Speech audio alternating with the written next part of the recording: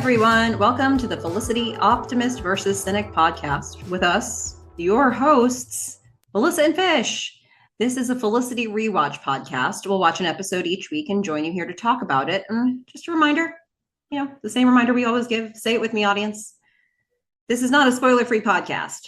We may say some things during this episode that come up in future episodes of the show. So if you're spoiler averse, just be aware of that. But stick around. It's a fun podcast anyway.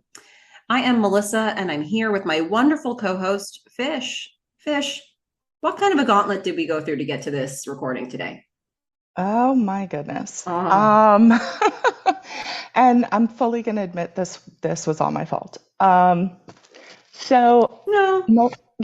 it was. No. So Melissa and I record via Zoom because she's on the West Coast and I'm on the East Coast. Uh-huh. And we try to stick to the weekends because, work. But I was sick. Okay, let's be fair. I gave you a nightmare of availability for the last month. I was like, I'm going to be gone every weekend and I'm going to have a visitor one weekend and we still have to do this podcast. And you were like, That's not possible.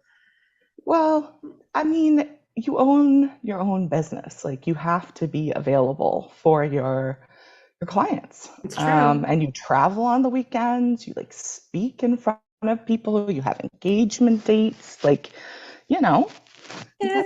things happen. Yeah. And then I was sick and then you were sick and then my gosh. Yes. And then, today I overslept and by a lot. And I missed our original recording time. So here we are. We're here. Time. We're here ready to talk about getting lucky. We are. But we didn't get to watch the episode together. So we normally watch the episode together. So you can hear Melissa will say, oh, yeah, this was your reaction. Or you're not going to get that this time. We're actually going to have to tell each other what our reactions were. And who knows, listeners, this will be an experience for all of us. Is it better or worse when we are this discombobulated? We're going to find out together over however many hours we talk. Which but that's a spoiler for us. That's true. Oh my gosh, this is going to go weird. Okay, so today we're going to talk about season 2, episode 7, Getting Lucky. We're just in the nick of time to drop this for all of you, but the original air date was November 14th, 1999, pretty soon before Thanksgiving. So we have a Thanksgiving episode coming up, but this isn't it. No. This one was written by Jennifer Levin, who's written so many episodes that we've liked, and directed by Dan Appel. I don't know, Dan, you tell us. Here's the episode description. Felicity is stunned when Noel and Elena point out that that her affection for her adopted stray dog Lucky is interfering with her relationship with David, who is rapidly losing patience with her. Meanwhile, Maggie gives Ben an ultimatum: spend the night with her at the Dakota Hotel or she's out of his life forever. I mean, okay, that is a little more dramatic than perhaps it came across in the episode, but I appreciate what they're trying to do with this description. It's not that it's false. It's just that it's not entirely accurate. Yeah, a little misleading. So I don't know. Fish, where do we start here? I mean, we got to start at the beginning, right? Because you didn't get to hear my reaction, which was right when I saw the dog was, oh my goodness, it's actually a dog. Yeah. Because if we remember from last time when I predicted, I thought Ben was going to adopt a dog named Lucky. Couldn't believe you got there from how you started your prophecy. Yeah, I was like, all right, getting lucky. Usually that means sex, so I'm going with Ben adopts a dog named Lucky because Lucky sounds like a dog's name, and getting lucky, I guess the bad joke of it all was, I don't know, I got the bad joke Yeah, and you predicted it. That's and exactly the bad joke predicted the it. writers wanted to give us. Because I can tell you, I don't remember this episode at all. Like Oh, nothing about it. I had no idea it was actually a dog. And when I saw it was a dog, I kind of freaked out a little bit. yeah. Okay. And by the way, a really cute dog. Yeah, I mean, cute in the when we just see the dog and his or her, I guess it's his. I didn't look real close during the scene where he was laying on his back. Mhm. But let's just say he, where he's looking at us with the big brown eyes, not quite as cute when all dirtied up and scruffy at first. Yeah. But Yeah. you But you know, know that this is like an actor dog and they worked really hard just to like make him all mangy and messed up. And then he was like, "This isn't in my contract," and then they have to clean him up during the I'm imagining like dirty episode. dog hair extensions and such that they've like attached. Oh man, but that look, like, Felicity in her tape to Sally, Hmm. saying, "I've met someone," and then you're like, "What about David? What about Ben? What about Noel?" And then you just like stare deep into the eyes of Lucky the dog with his head a little tilted. Like, oh. Yeah, I know he made so many. Let me tell you, he was a great actor. That dog, So I as far as mean, we know, we don't know exactly how long it took to get the kind of footage they got out of him, but it's true. goodness But gracious, what a cute! yeah, He knew what to do. He was trained, or she was trained. We think it's he. I don't know. we could go back and look, but we're not going to. I feel like they were saying he, Oh, they were definitely, it was a he during the show, but but I was it mean, there's really only okay? one way to know. And there certainly was a shot of him laying on his back in between Felicity and David. That was a good moment. Yeah. Yeah, but as I said, now thinking back on it, I did not stop and check. Well, okay. Well, how did Felicity meet Lucky? Well, she had slept over at David's, but she had just slept over because they're just kissing these days. That's what they've broken the seal on kissing, which is good. Hmm. Is Uh, it? Is it? I suppose so. And now she slept Mm. over and she's walking home from David's and she finds poor little Lucky sitting on the street stray. Yeah. Nowhere to I mean, be. so she says things are great now that, we've actually kissed each other. Mm-hmm. And then we get to see a kiss. That Mm-hmm. to me kind of looks like, so I didn't grow up with one of those families that kisses each other on the lips. Like I know that Okay. exists Okay. and like I see that happen in life and I'm always like pretty cringy about it because I'm like, you're related and your lips are touching and I mm. um but I have to say, like, Uh-oh. the majority of the time that they were kissing in this episode, I felt that there just really wasn't any passion and that they could just as well have been like related to each other, which Hmm. really messed with Uh-oh. my mind as we got later in Okay. the episode. Well, I mean, so I will say that we have pounds and pounds of feedback across many different subjects, and I'm just been trying to think about what goes where in the puzzle of it all. I think I'm going to save a lot of the David feedback for next episode, Oh, where I think you're going to have some payoff fish, but for some of the things that you're saying. But I will say that your feelings about David seem to be well reflected in some of the feedback we've received about him that I yeah, will dig into, next week.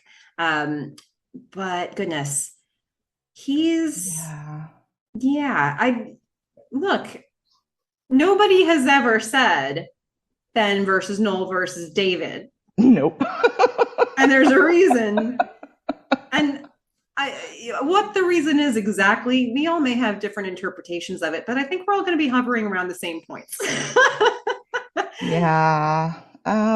Because Hmm. when we see Lucky, Felicity says something like, he was sad and sweet, and I took him home because he didn't have a collar, and I wrote down, is this supposed to be David? I think Oh, Yeah. interesting. I think throughout the episode, I was comparing Lucky to David, but also I think Huh. later Felicity starts to compare herself. So I Oh, don't know. I that's thought it was interesting. interesting. Lucky exists and is a metaphor. And that's going to be even funnier when we get to a dream sequence later, way later in the Oh, season. My gosh, you Lucky just comes gave us back? solid goldfish. Oh my goodness. It's All brilliant. right. So Um, Lucky and David continue in this show. Interesting. All right. sort Good of. to know. Well, I mean, obviously, Lucky died in this episode, Well, RIP, but I yes, mean, but we will see dream him in a dream sequence. sequence Yeah. Wow. All that will right. also give us Eli. And I'm going to let you twist over Oh. how it all happened. So I'll keep this interpretation in the back of my mind for whenever that Oh comes up. my gosh. And I actually do, now that you say it, think that Lucky might be a proxy for David in that dream. It is all coming together for me in a way that it has never before with that dream sequence. Oh my gosh. Oh my gosh. Fish, remind me that I said all this. Okay. Wow. See, there's a lot Revelations to happen. start with. Gosh. Now, the question, so I still think that the Ben and Maggie stuff is separate. Yeah. So we could do that first or last, but I think the rest of it really needs to To be in link order. together. Yeah, Yeah. just because everyone's coming in and out of scenes and there's a lot of dialogue and talking about, you know, different relationships. Well, I think since we so very much dove into Lucky David Felicity stuff, maybe we stay on that track and we circle back to the Maggie and Ben of it all Okay, after that. that sounds perfect. So Felicity now has possession of Lucky, She does. but what to do with him? Because she's not really allowed to keep him in the dorm. There are policies No. against that. Mhm. So this is going to begin a series of Felicity trying to pawn Lucky off on every single human she's ever met in her life. Oh, Yeah. but first we get the big reveal that Felicity did not have mono. She just Mm-hmm. had the flu. So when David requested that she please give him mono, what he really meant was, please give me the flu. Yeah. And how do we know that? Well, Felicity's first stop is Elena and Knowles. Let's see if they'll take Lucky, because my good deed's going to be everybody's good deed. So Oh, that's when Elena gives us the very important resolution of the last episode. She's like, I don't want you tracking disease in here, and or mhm. I don't want diseases tracked in here. And Felicity's like, he's fine, like he's fine. She's like, no, you with your mono. Felicity's like, I didn't have mono. Oh, so now we know why she's cured. We don't know why Megan's fine. Yeah, I was about to say, what about everybody else? Yeah. Well, we don't see Hmm. Carl. We're not You sure don't he's see alive. Carl. Yeah. I mean, yeah. I mean, But this was he a did simple sleep with writer's Megan. way of looking at what could have been a bottle episode and going, huh, Yeah. how do we just fix that up so we can keep moving forward? And so they give this line to Elena to help us do that. And Elena's not oh so sure my, about this dog. she's not. She is not warm and fuzzy with the dog the way that Felicity is. But I have to comment on her outfit Oh, because it was so perfectly 90s. To me, oh, she was a perfect cross between sporty, scary, and posh spice. I mean, she had, the sporty jacket and the leopard print, sports bra, and she was very put together. And I mean, I can't say I completely loved the outfit, but it really hit home. This is the 90s. this one it is. Yep, it's not timeless, that's for sure. No, but And it's the other thing that dated this episode, and I hesitate to say it even, but Elena's reference to Lucky being a retarded dog, I will yes, say that the use of that word is was it a 90s thing? It was yes, very prominent in movies and yeah. TV from the 90s for sure. It's definite. So it's interesting. I was listening to a British podcast, Mm-hmm. about another show, and they both don't use the R word anymore, and they call it the R word. Mm-hmm. And then they said, the character said the S word, and it wasn't what we would think of as the S word. And I was like, okay, what's the S word? And they were talking about how in America we still think it's just fine. I guess I have to say it in order to. I think you kind of have to, yeah. Yeah. So the word is spaz, and it's just not. It's not appropriate in the same way, that it's interesting because there hasn't been conversation that I've been privy to around that word. In the US. In the US, yeah. The UK, apparently, it is just as bad as many of the other words. So, well, and I think where we now have landed with these words is that they're attached to like medical conditions. Yeah. And that's not how they were being used then. And I would say in the 90s, that word was like, if you struggle just hearing that word, you're going to struggle with a lot of films and TV from that time period. Even stuff that otherwise feels politically correct or doesn't feel like it crosses other boundaries, a lot of it still crosses this one. And so that for me actually was a real sense of putting this in an era. It was. And so Melissa and I also do like some movie clubs, and I run a book club and things like that. And I run the book club over Zoom, and I got Zoom bombed for the first time. Oh, I know. And I was like letting people in, and I didn't understand what was going on because I did have the wait room. Mm-hmm. And after a couple of people, I kind of figured it out. Yeah, when they were all like naked. No, none of them showed their faces, but they were, they were using a lot of language and like video or like audio that was offensive. Shame on them. Don't you mess with my fish. And one of them just called one of the people who was in the book club the F word that is associated with gay men. Okay. And I thought, that was another 90s thing. Everyone used that word. It was, I personally did not, I didn't like a lot of that stuff. I will say that until I heard this British podcast, had not reflected on the S word. Yeah, this is the first time I'm thinking about it too. Yeah. But the other ones I heard all the time, and it did make me feel very uncomfortable.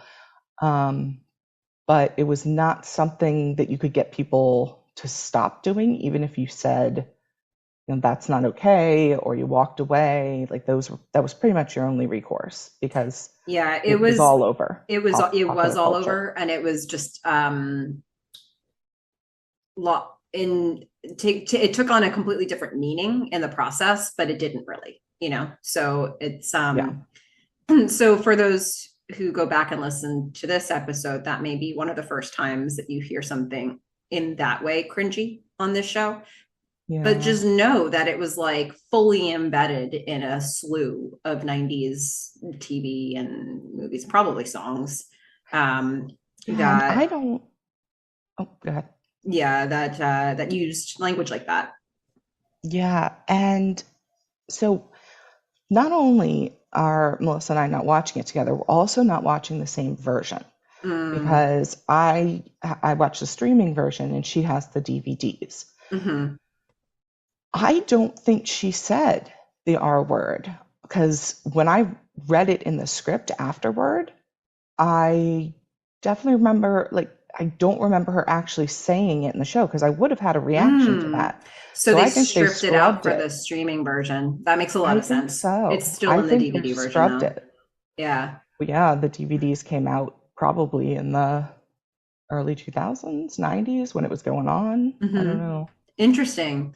That'll be interesting. So we're gonna be kind of on slightly different pages, maybe when it comes to, I don't know, music, if we comment about that, or some of that stuff that might be different between the DVD version and the streaming version, because the streaming version has to meet standards of current times and today, and the DVDs didn't. So and can't, because they were of their time. Yeah. So the crux of this conversation, though, is, well, first of all, Elena makes it very clear she doesn't want the dog, but she's still kind of entertaining it. The more important thing to Elena is to find out if Felicity scored, and that's a very typical thing for Elena to be wondering about, I guess, in conversations with Felicity. And Felicity informs her she did not, but that they have plans for movie night. And Elena's like, oh, for sure then. No, like, oh, movie night. Like, there's only one meaning of what movie night's all about. You're going to score. So she really sets wrong? it up. Yeah, but she wasn't wrong. Right? She wasn't that was wrong. The plan. Yeah, but she's now like planted this idea in Felicity's head where it seems as though it wasn't there before. Yes. It seems like it may have been more of a natural thing, which is what it's supposed to do. You just sort of move along, get some moves, go from the movie to scoring, another word that I don't think anyone uses today. And yeah, I was surprised by Elena in this episode. I was not a fan of how much pressure she was putting on Felicity. Yeah, but, I would agree with that. But that's not really very different from Gimme an O. I think Elena was definitely like giving Felicity advice at a time when Felicity did want advice, but very much like kind of pushing Felicity down the path more so than, let's say, for example, like Julie at the time. Yeah, absolutely. So I think this is on character for Elena, but it was kind of heavy-handed, and it was sort of like, if you think that your friend, I mean, we haven't really gotten there yet, but if you think that your friend might have issues with sex, do you call that out directly and make them now ruminate on that? Or is there a more subtle way or productive way to get to it? I feel like Elena was very unsubtle in this episode. Yeah, we'll definitely get more into that one. But yeah. I will say in this scene, I think Elena kind of hits the nail on the head with when you said earlier, like, why do your good deeds become my good deeds? Because, Felicity picks this dog up off the street and then can't take care of it. Yeah. And I wrote down, like, are you responsible? And then, it's just, I was just like, if you can't take care of the dog, you don't pick it up off the street, or you pick it up and you take it to a no-kill shelter or something. But I don't know. I feel like this is a very Felicity thing to do. She just has a reaction to something, which, empathy is fantastic, but then she puts the responsibility on others. And I don't think that's okay. I do think that you're saying that it's a Felicity thing to do is kind of, like there are going to be these episodes where, like I can think of one green card marriage possibility, like the love and marriage episode. There's another thing she'll do in maybe season 3 where it's on par with this, where or on par with the love and marriage episode, where it's like that element of her where she's moved to make a big choice and doesn't necessarily think through the repercussions of that. And so like these things are, on the one hand, you could look at it as like sloppy writing, or like, oh, it was convenient for the writers to do this, but they do this enough where I feel like it is part of her personality that she'll get so moved by something that she'll make a choice that she can't back up. And that would be what's happening through the rest of this episode because she's just constantly showing up at people's doors saying, take care of Lucky for me. I And in this know. case, Elena doesn't really want it, but she's like letting Lucky in and they're having a conversation. And Noel shows up and his eyes go wide. They're like little hearts in his eyes. He's like, a dog. I remember back in the day when I was a kid, there was this dog named Woofy. And I was so allergic to him, but I really wanted to play with him. And now I get my redemption. I get to play with Woofy. Yeah. Yay. Noel goes off to play with Yeah. Woofy. He like crawls away to like go play with the dog in his room. Yeah. I, And I feel like the then, guys in general are like, oh, a dog, cool. And yeah. Elena's just like, nope, this is not my thing. Yeah. Uh, Yeah. It's not her thing. It's not really Noel's thing either because he didn't outgrow his allergies. So he comes out of the room just full of rashes. He's just yeah, done. it's not Yeah. okay. Yeah. It's a full-on allergic reaction, and breathing is good Yeah. Yeah. for Which life. he actually doesn't have exactly that reaction in any of the future scenes that he'll have with Lucky. They really worked out the makeup for that scene and then they kind of left it. Yeah. But we know that okay, probably Lucky shouldn't stay there. Mm-mm. But okay, so Felicity and Elena now go to the vet. Yeah. And Felicity's main thing with the vet was, oh, you're going to get all cleaned up. I'm sorry. I've had dogs my whole life. Vets are not groomers. That's not a Mm-hmm. thing. You Mm-hmm. don't pay a vet to clean your dog and like cut its hair. But okay, Well, maybe you fine. don't, but this one apparently did because after this scene, Yeah. Lucky's looking like a shiny penny. I don't know. What's the expression we want here? I don't know. He's looking pretty spiffy after He's this. he's he's a dapper man. Yeah. That dapper dog. Dapper dog. So, But this is it's a chance for Felicity and Elena to continue exactly. the conversation that they were having earlier, where Elaine's like, "So you're nervous?" She's like, "No, Lucky will be fine." She's like, "No, no, no, about sex." Yeah, this happens a couple of times where she's just constantly talking about the dog and everyone else is talking about something else. Pretty much always Uh, David. yeah. Yeah. It's just like, no, the But dog. And they're like, ah, this girl. and Elena makes the point, you didn't really know Eli. This is Mm-hmm. the first time you're in a relationship.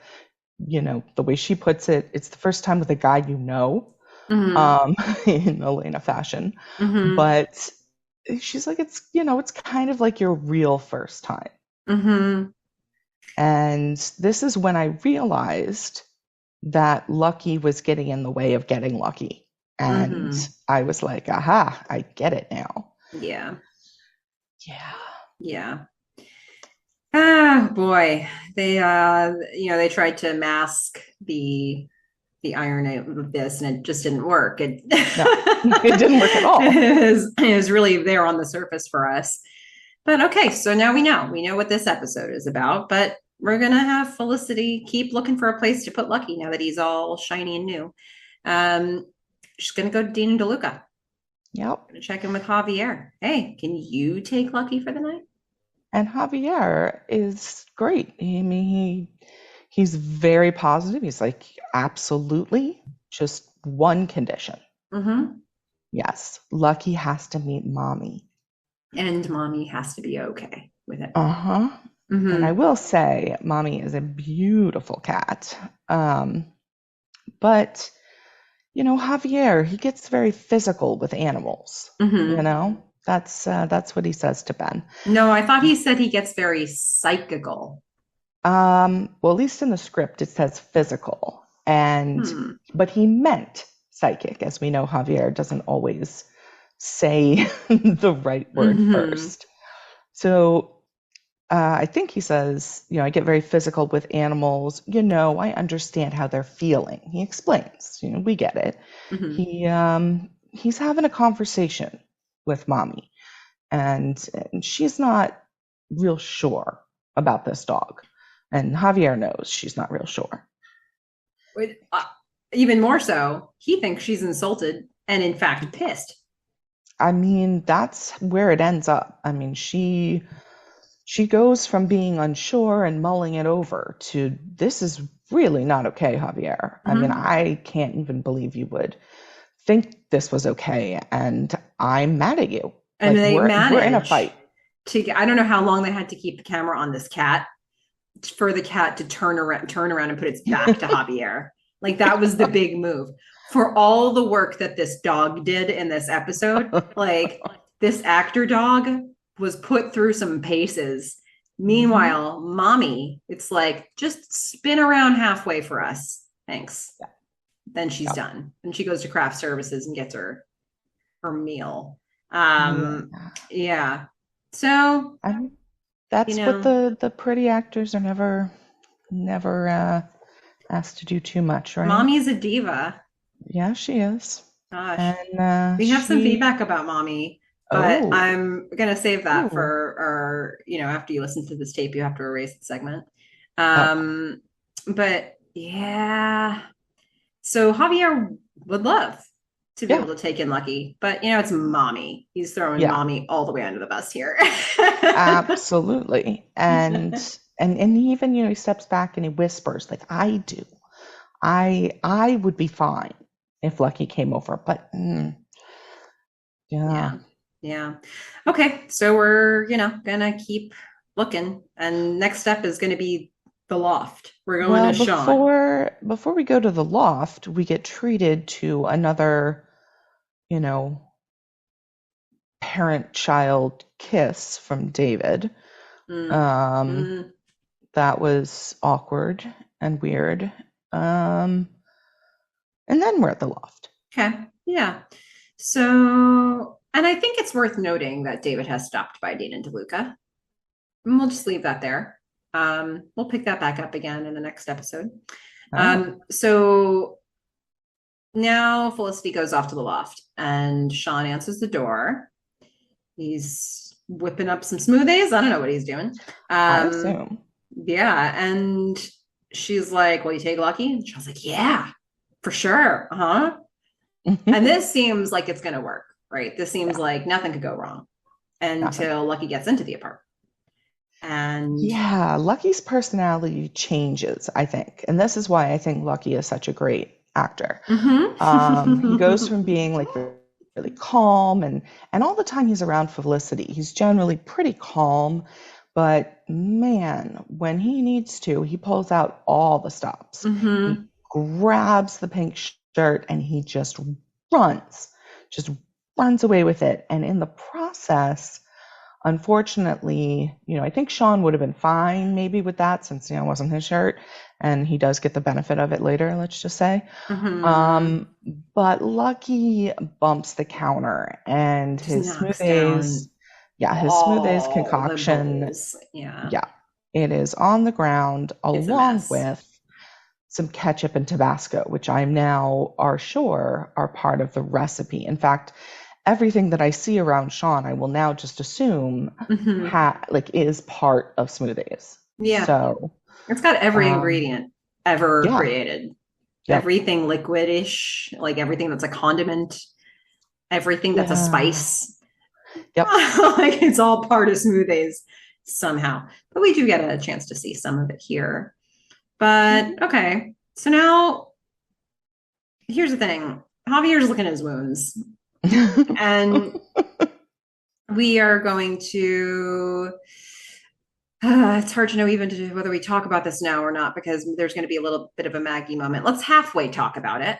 And just, Javier is licking his wounds and he's talking to Ben at Dean and DeLuca. She's like, she hates me now. Ben's like, Felicity doesn't hold grudges. It's fine. And she's like, no, not Felicity, Mami. Yeah, and it's like, what conversation are we having? Yep, another misunderstanding. He just, again, he understands that Mami is mad at him. And she's just like Eliza Doolittle. He's an animal psychic, just like her. Oh, wait, no, that's from My Fair Lady. Just you wait, and you see, just you wait. So he just starts singing. And that's going to be interrupted by Maggie being right there behind Javier. And we'll get back to that part later. But Javier is just...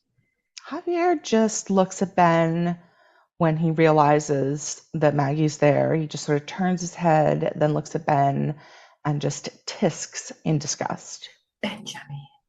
I know. I have to say, the Javier and Ben stuff in this episode, I think that Javier was like really making Scott Speedman break in most of these scenes.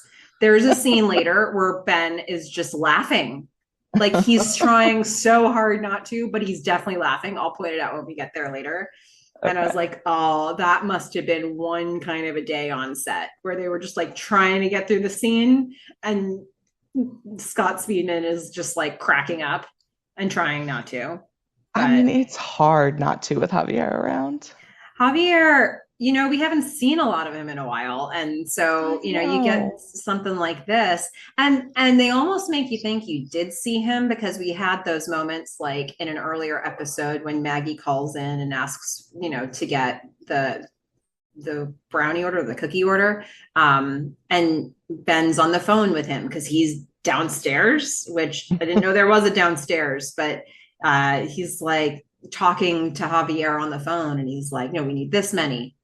Come up if you want to see her. She's blonde, and you feel like he had a scene with Javier there, but he didn't. We actually didn't see Javier. So you get something like this and you get the full force of Javier and feels good.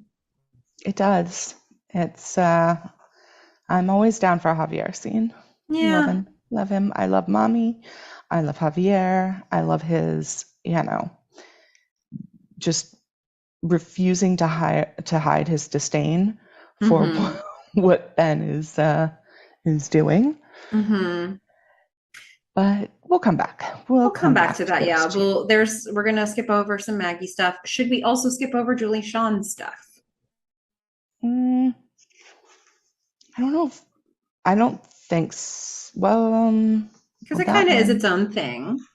it is. And it's a little bit with there's a little bit with the Ben and Maggie stuff that overlaps, but I'm not seeing anything with the regular plot line. So I think we can. Okay. Let's skip over the exclusively Julie Sean stuff because I think there's a bit of meat on that bone.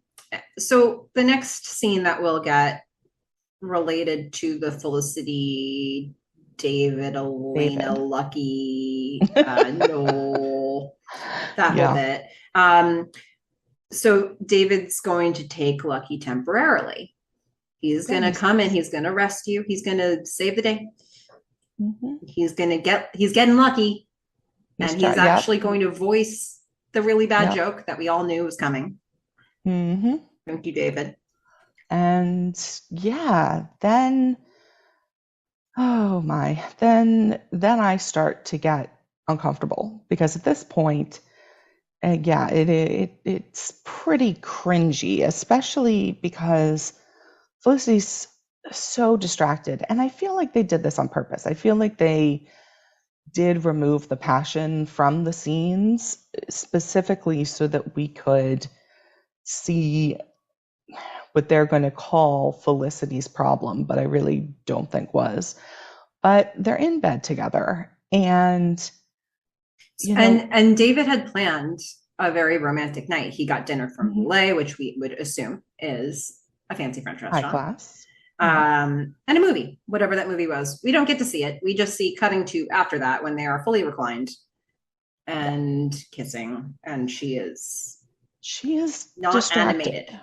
Yeah. No, she's That for not me was into it. my like as much as you've been saying the kisses to this point have been like family kisses. I didn't really notice those, but I did for sure notice. I mean, yeah, they're trying to make us notice that where he's like really into it, trying to kiss her, and she's like a mannequin.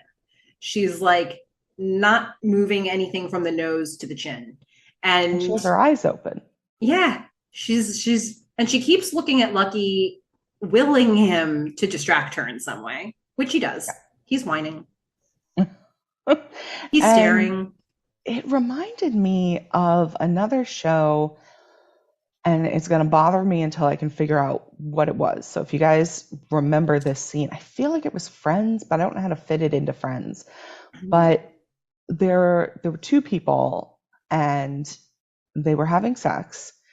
And when they talk about it afterward, they say something like, it's the first time, it wasn't so great.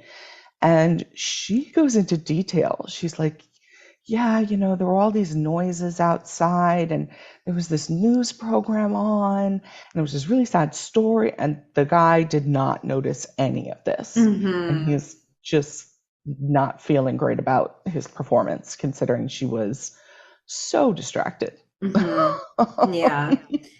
And David is trying to power through. Like he has to notice that he's getting nothing back from her face or body, and yet is continuing to try. And he's, he like pulls out the condom, or he's like ready to go, and she's like, "It's lucky." Like he's like, "What's wrong?" It's lucky. It's like, to have a condom.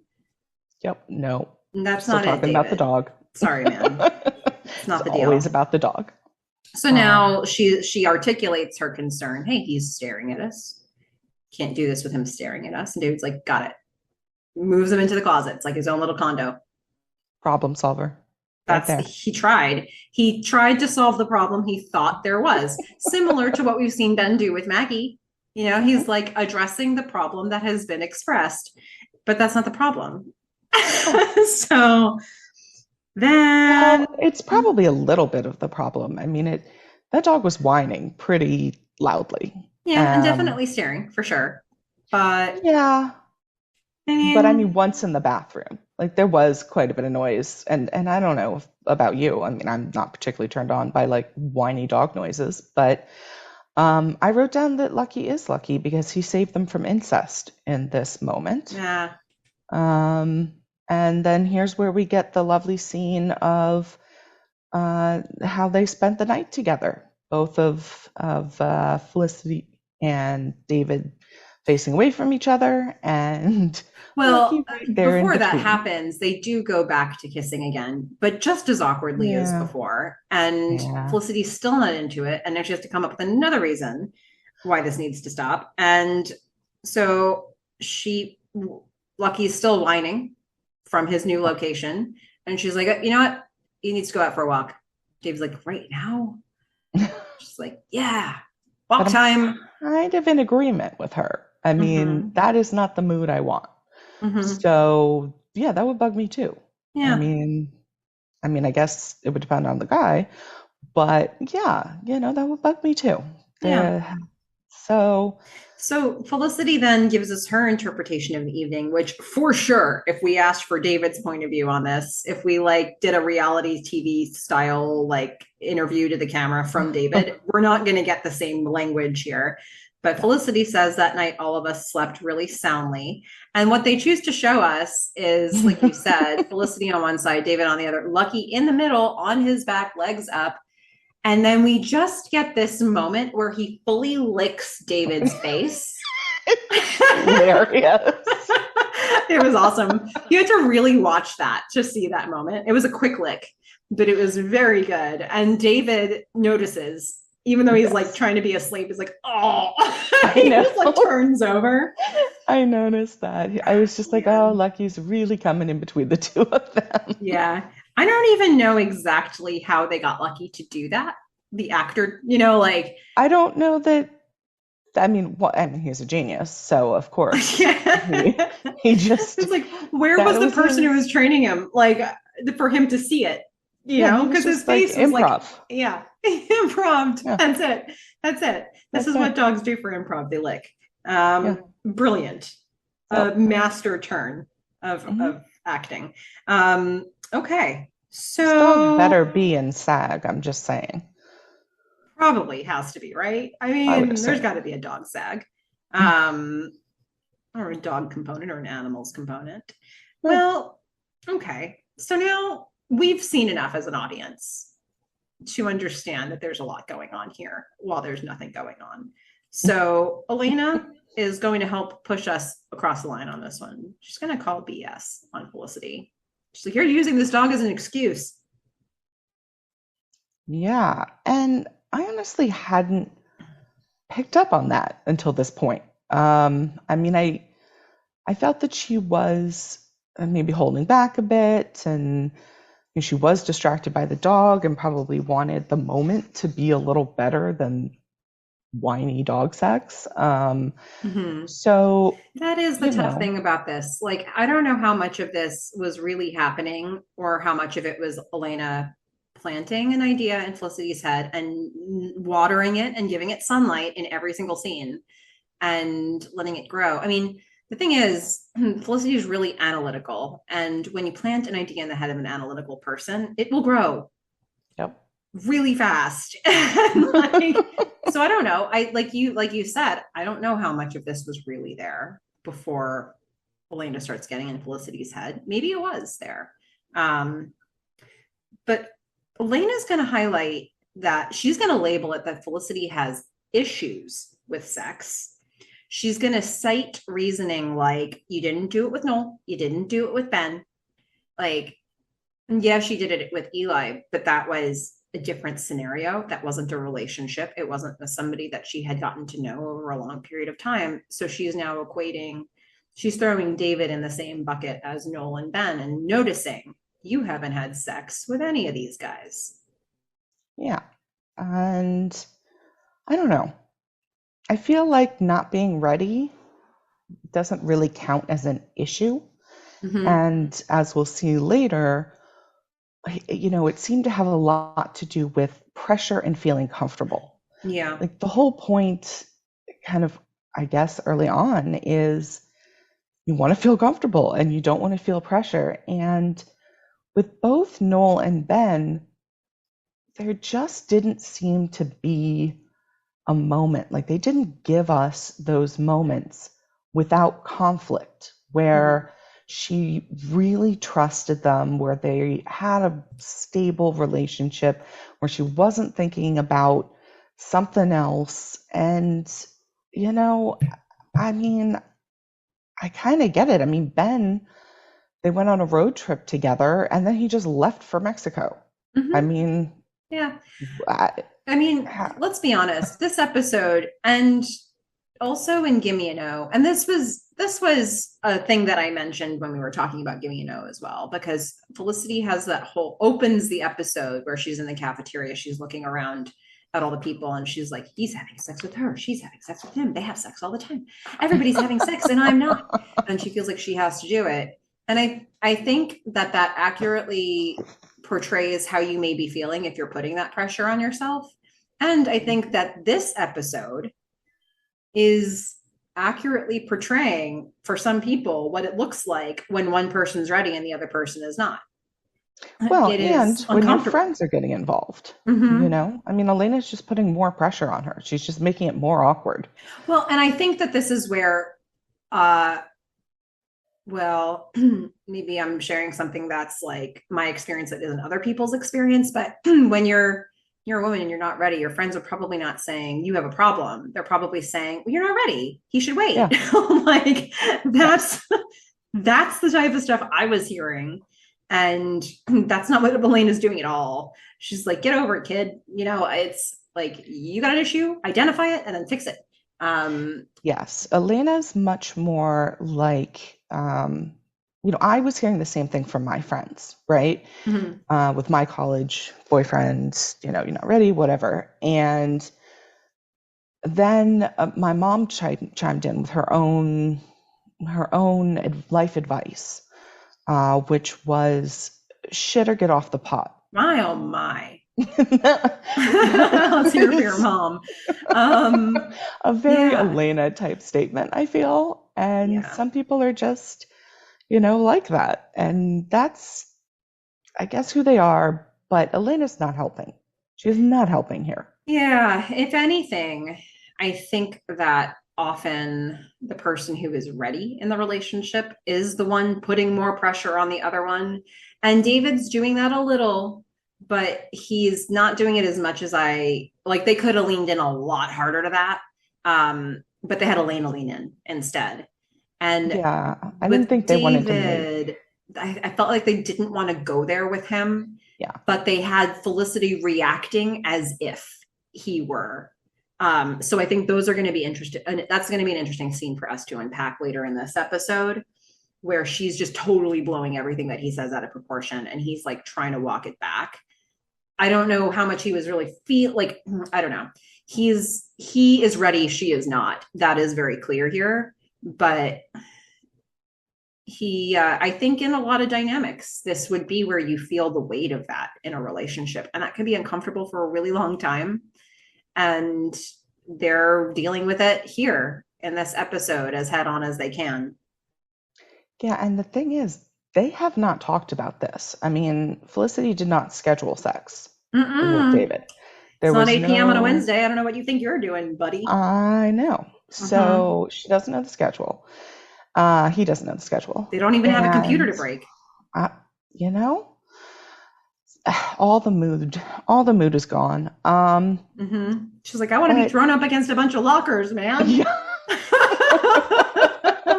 Or I want to throw you up against a bunch of lockers. I don't remember how it worked in that scene.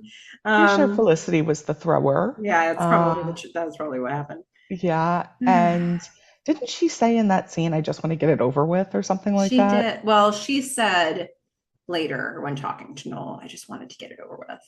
Yeah. Which is not really where she's at right now. You know, she's like, I want to procrastinate as much as possible, and I'm going to use this dog, whether I know it or not. And it's weird to me that they haven't had that discussion. I mean, it seems like we know they've kind of had a discussion about the fact that she's dated Noel, and then he wasn't even the guy, and David is, kind of getting freaked out, and he wasn't ready, and he's been burned. So I feel like, David's reacting from an emotional place, thinking, physical intimacy is part of a relationship. Are you not interested in me, interested in having a relationship with me? Is that what's going on? And so I don't think he's putting pressure on her to have sex. I think he's putting, he's reacting in a way that, not knowing her sexual history. Yeah. And we have to remember she's a sophomore. He's a grad student who was in such a serious relationship that when that woman then got engaged to his best friend, like that's where they were in their life, that woman would then get engaged to his best friend. And, Felicity, there are some people who, when they're sophomores in college, are very sexually experienced, and there's some who are not. And Felicity is one of the people who is not. And with the relationships that she's had, she's pretty comfortable in like the hooking up zone. She went on that road trip with Ben. They kissed a bunch. She fooled around with Noel. We don't really know how far they got, but they spent a lot of time fooling around without having sex. So though that's her sweet spot. That's her comfort zone right now. And that's what she's used to. And she's younger than David.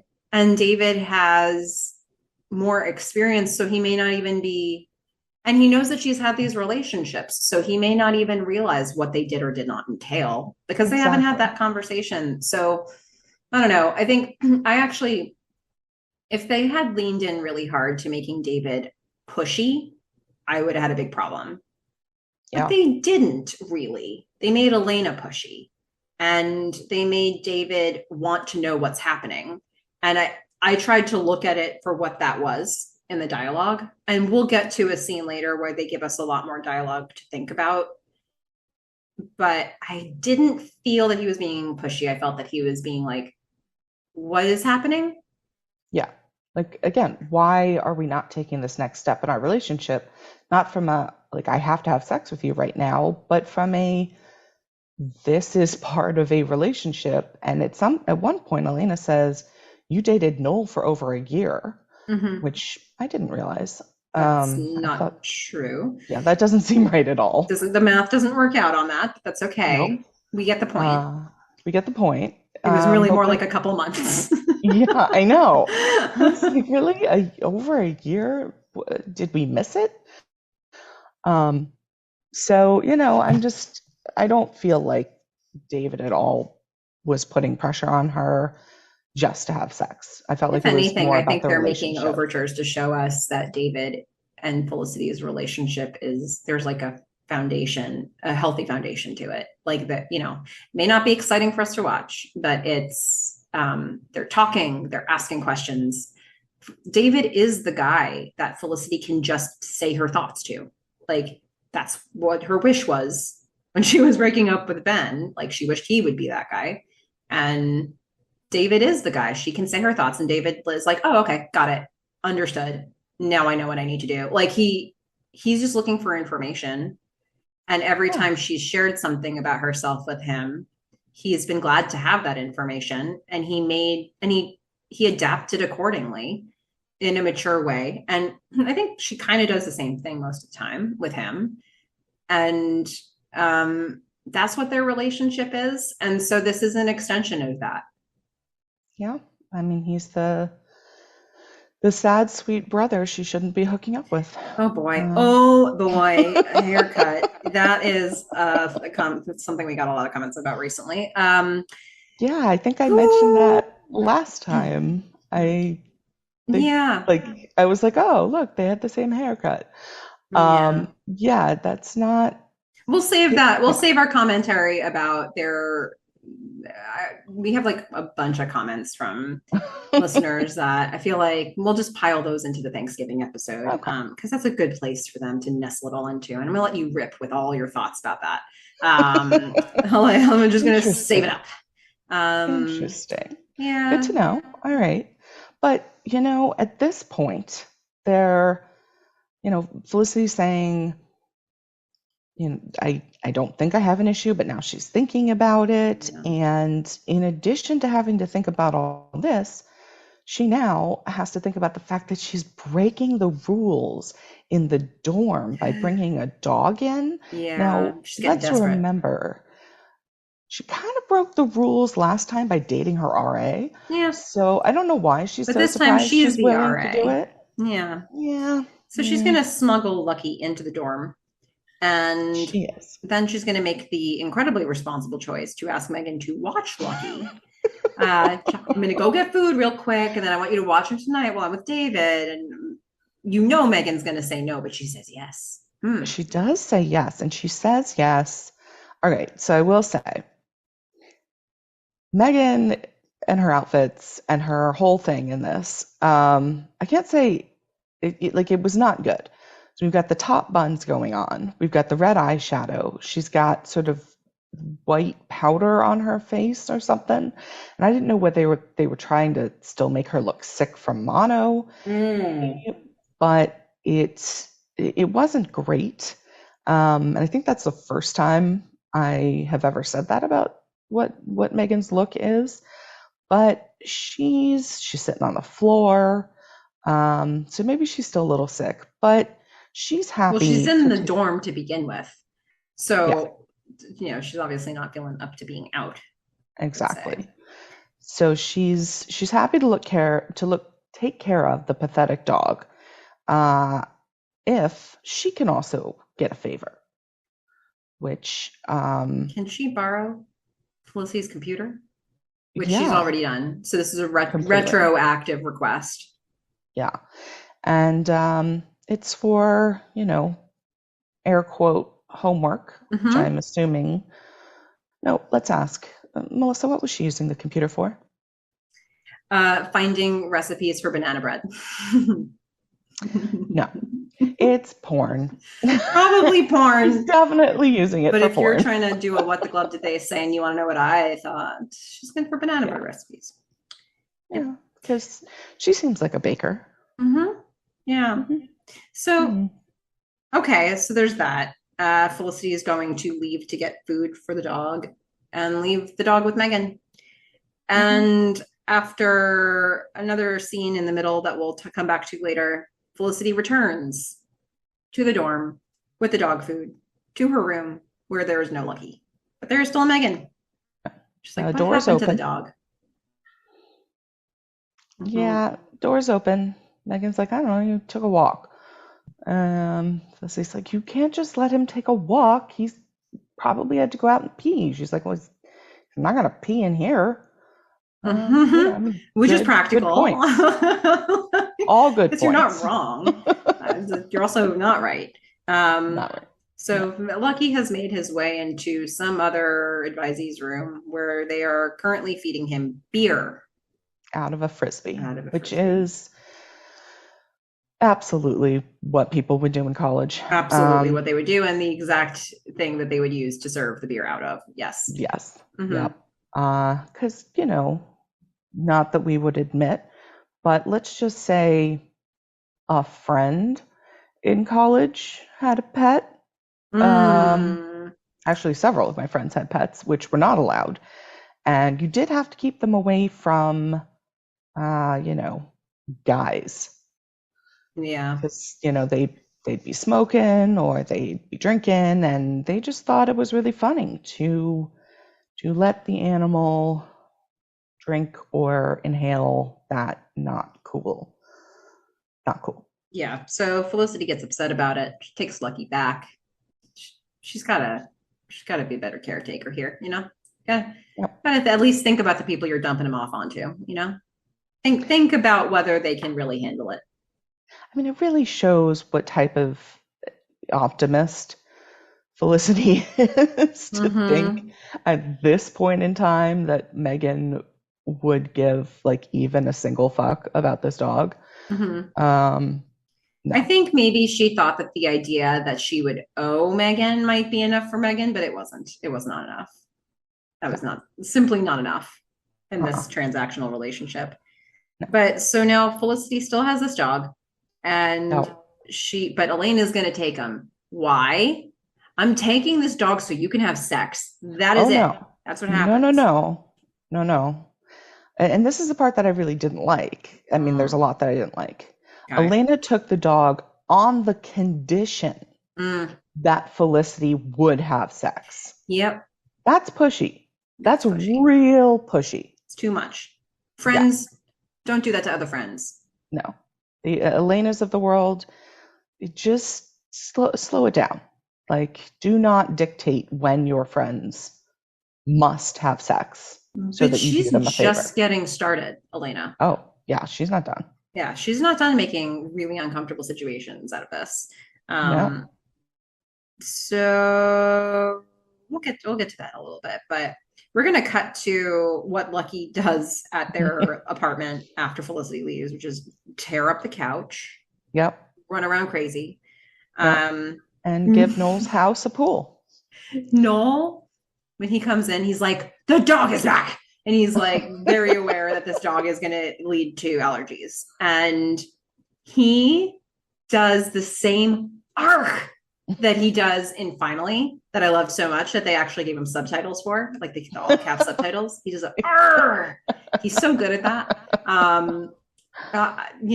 don't know if that's a Scott Foley thing or a Noel thing, but I love it regardless. I feel like it's a Noel thing. I don't remember him doing that in anything else I've seen him in. Yeah. So he does his arc. He kind of leaves the room and then, but you're right. Not before Lucky pees on his model. And Elena's like, did you want that house to have a pool? Yeah. This is what Lucky gets up to when Felicity is away. I mean, again, just, brava. Good job, Lucky the actor. Yeah. I mean, he's just nailing it. They gave him so many things to do. He did them all. Yeah. Well. Perfect. I believed him. Every minute of it. And then we're going to get the Chronicles of Lucky continuing by phone. Yeah. Where we're now going to cut to Felicity being with David again. And he's back in bed. Trying to get it on. They're trying. Again, I'm not feeling comfortable with it. Not comfortable with it at this point. Nope. She's still not I can't imagine what Felicity's feeling, considering I'm not comfortable. Yeah. And it's worth noting at this point that in the last scene, Elena had told Noel that Felicity was going to be at the library.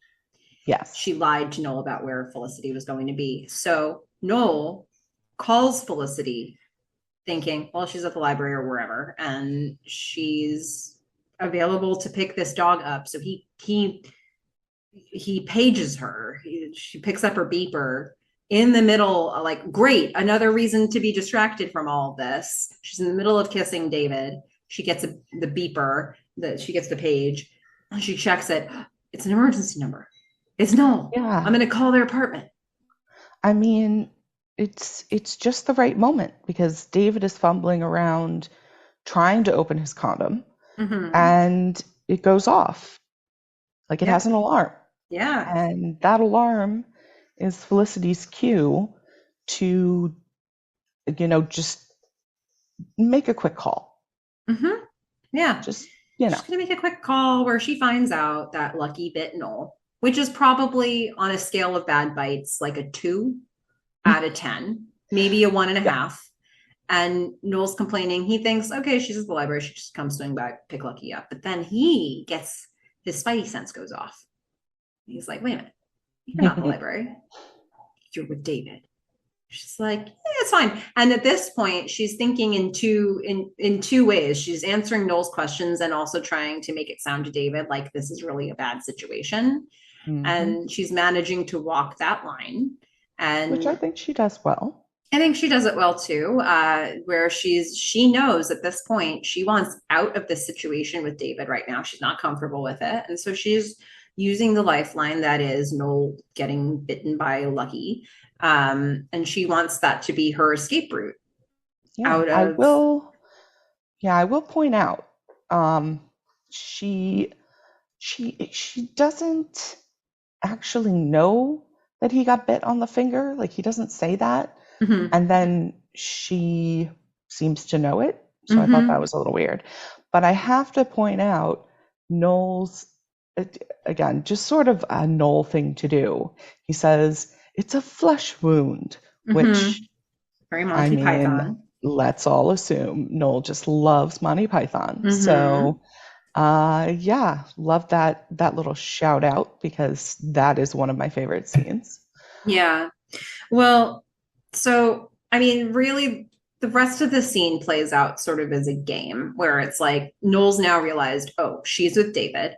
Felicity, his objective is to get Felicity to stay because he does not want to be the reason why she leaves. And Felicity's objective is to leave because thanks, Noel, for giving me a reason to leave. And so, the rest of this conversation is Noel going, no, I want you to stay. It's fine. I'm fine. I want you to stay with David. Like he's just being very clear. I release you from obligation. We will keep Lucky. I am fine. Like, do not leave. And Felicity in her responses is getting increasingly like, oh, okay, I'll be right there. So that's the part David's hearing. David can't hear that Noel's telling her to stay. And after she hangs up, she's like, yeah, it sounds like it's really bad. I gotta go. Gotta go. And she's out. She made it out. And so she's made it back. And it's fair to say David is a little miffed. Not really believing this. Yeah, I think he's getting a little suspicious. He's starting to feel like it is an excuse. We just get that in looks right now. Yeah. But we're getting the looks. Saying anything. We're definitely getting his quizzical, like, this will be a conversation later. Sort of glances. Yeah, it's the second time. So he's like, all right, well, maybe we'll give her another shot. I don't know. Yeah. But Felicity's out. Yeah, she beelined for Noel and Elena's, and which is not much of a consolation because Elena is going to be like, hey, Noel, Felicity has sex issues. I'm going to leave now. Yep. That's it. That's like basically what happens here. It's just like so abrupt. And she just leaves them to this conversation. But Noel is not particularly helpful up front. Elena is like, you should talk to Noel about it. He knows. You have sex issues. And Noel's like, oh, yeah, I know. Because apparently they dated for over a year or a couple months. But Felicity's hair in this is starting to become puffy. And I don't know, a little, kind of want to say like Elizabethan or something. I don't know. There's something about like the puffiness of the hair that I'm not really digging. And then she puts a headband on it later and it does not help. Okay. But well, get used to it, fish. Yeah. That's what happens. There's nothing to hold it down now.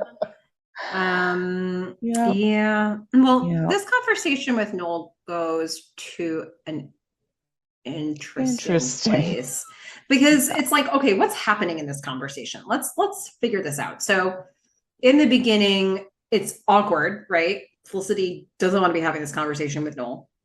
And she's But not she even looking at does. him. The way they're blocked, she's like in front of him, not facing him, and he's like sort of behind her, trying to have the conversation and actually taking it a little bit more seriously now that he sees how uncomfortable she is.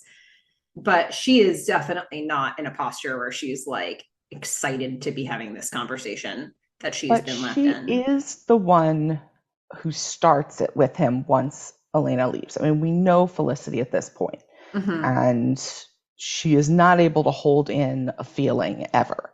So we know she's going to start talking, and she does. So Noel's going to participate because she's going to start talking. So Yeah. So I think this is kind of an interest. This is where to me the conversation gets really interesting because it's like, what is happening here? Um, they are both now in a relationship. She confirms in this conversation that Ruby and Noel have had sex, which I think makes her feel. What do you think makes her feel here? And before he goes on, when he first says, yes, we have had sex. I think it's in her head that she has issues. Yeah. And I She think that says just the sort of confirms words, it. so my advisee is healthier than I am. And Yeah. I think Noel saying that he's had sex with Ruby makes her feel like, yep, What is I the have problem? something to be ashamed of. Yeah. But then I first like where Noel goes with it, and then I dislike where Noel goes Yes. with it. Yeah, it makes a couple of different turns here. It's a very meandering path that we take here. The next bit is great, followed by a not great bit. Yes. When Felicity says, so my advisee is healthier than me, the compassionate part of Noel is like, I don't want her to feel like that. So he says, no, you're not unhealthy, you're romantic. Hmm. Sex means something to you, and it should. That's good. Those are all good things. I think he's And trying to that's, combat the unhealthy label. yes. And he also says, and that's what I love, present tense, about you. Yes, he does say that. And then he's going to go even further Yeah. because that's what I love about you. That could be interpreted more than one way, right? You could love a person the way you love your crash game, right? Like, but then Noel's going to elaborate to try to make her more comfortable. He's like, you know what? I'm glad you and I didn't have sex because that means there's still a mystery between us. And that's great. I'm happy to have the mystery of what it would be like to have sex with you. Like I'm just sitting there thinking, no, this is probably not the kind of conversation Ruby would be wanting you to have. Yeah, I was thinking about it from Ruby's perspective. Ugh. Like, you know, he says to Felicity, I've had sex with Ruby, and, now I know what it would be like to be with her. So there's no mystery. And, it's just one of those things. It's like part of the dance of, like, do you sleep with someone or not? Are they going to lose interest? Like, this is it. This is reflecting that kind of the reason the rules were made, Mm-hmm. Yeah. I mean, It's not for great. Noel in this situation, he could have stopped at, you're not unhealthy. Yeah, and he should have. He could and should have stopped at, you're not unhealthy. And instead, he continued on to, I love that there's sexual tension between us. Which continues to pay off throughout the episode Oh, as yeah. the two of them keep giving each other looks. Yeah. I mean, the episode's gonna, when we get towards the closing of it, it's gonna go to a weird place. And Noel put it there squarely. He was like, I want it to be in this really weird space. Yeah. And Hey, Noel, think about she's Ruby okay. for a second, you know? Ugh. Just a second. Yeah. And after that scene, I feel kind of similar to Lucky, who feels sick. Yeah, David calls. Lucky's not doing so well. He's not eating, Uh-uh. which is not good news. So Felicity is going to bring Elena back to the bed because that's what Elena has been given to do. It's been a That's good her long job. time since Elena has had something legitimate of her own to do in this show. She is the vet buddy. Yes. I mean, Julie's not there. So Elena is going with Felicity, multiple times with two goals in mind. One, to, I think, accompany her with this dog, and two, to figure out how to get her laid. Yeah, and this time she's going to take a different tactic. So she's like, you know what? Don't put pressure on it. Don't put pressure on it, Felicity. It's fine. Don't put pressure on it. Don't put pressure on sex. It's still a little Yeah. heavy-handed, but then Felicity is like, well, how am I supposed to not put pressure on it when I know that I've been secretly avoiding sex all this time? And Elena's like, dang it. Yeah. Well, yeah, Elena, takes her responsibility. She's like, it was my fault for pointing it out. And then over and over and over and over and over again, pointing it out and trying to make a deal with you that I would take your dog only if you, smashed David. Yeah. So we get that little nugget, and then we get bad news. I mean, more bad news. More bad news. Hey, Lucky has distemper. Yep. There's no treatment for this thing. He's just going to get worse. It's going to be painful. You got two options, Felicity. Let this disease run its course, which is going to be extremely painful for Lucky, or put him down. Yeah. Maybe. Poor Lucky. He had a good run for this one episode, but this is going to be, he's going to have his scene towards the end. Every dog has his day. Yeah. This was it. Except, of course, we know Lucky will return in a dream sequence later. I mean, that kind of makes everything better, right? Yeah. And I kind of thought this was not going to be the moment where she just made a decision. Didn't seem like it was going to be the moment. So I was not at all surprised when she then shows up at David's, still having the dog. Who has there's this really weird lack of information between David and Felicity, where David is in a space where it's like, all right, what do I do to break through on this? Like, I'm going to just take real good care of Lucky because that's the zone that she is in. And he doesn't know that Lucky's now dying. He doesn't know. He's trying to solve the problem. This is his third attempt. And what is he kind of getting back for all this effort? Felicity's not really in the mood. Well, and so David's attempt here was like he got a cage, a comfortable cage for Lucky.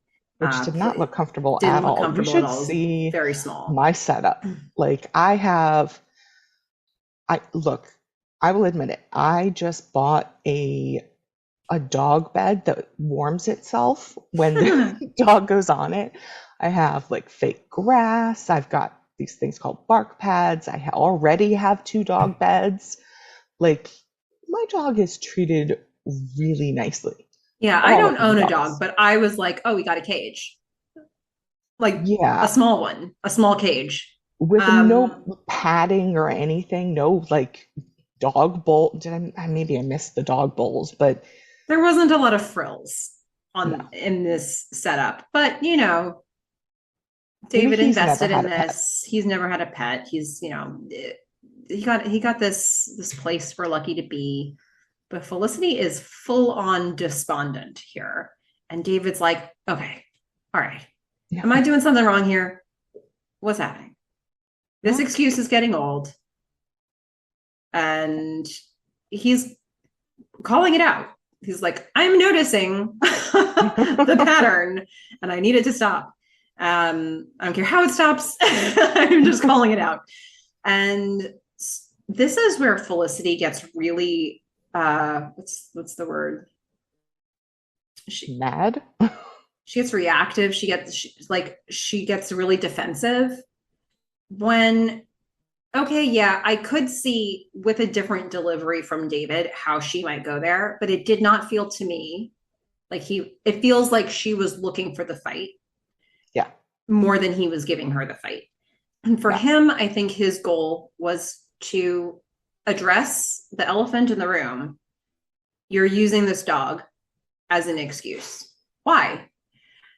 And he was hoping, I think, to get to that next layer of information where she would then share with him why. And then he could figure out what to do about that. Like, what does that mean? But she is going to take it like he's being like too pushy and pressuring her and crossing a line, because she wants out of this conversation, of this dynamic. She doesn't want this pressure. Yeah. I mean, what he says is, it seems like I'm making every effort to make this work and you're not. And she says, well, I guess I'm not, I should go. And like kind of storms off. And I feel like she's doing a bit of a Ben here, where she's trying to make him break up with her. Yeah, it did feel like that. And at one point she goes a step further too. And he's like, look, in the vein of what you were just saying, he says, I'm making every effort to make it work and you're not.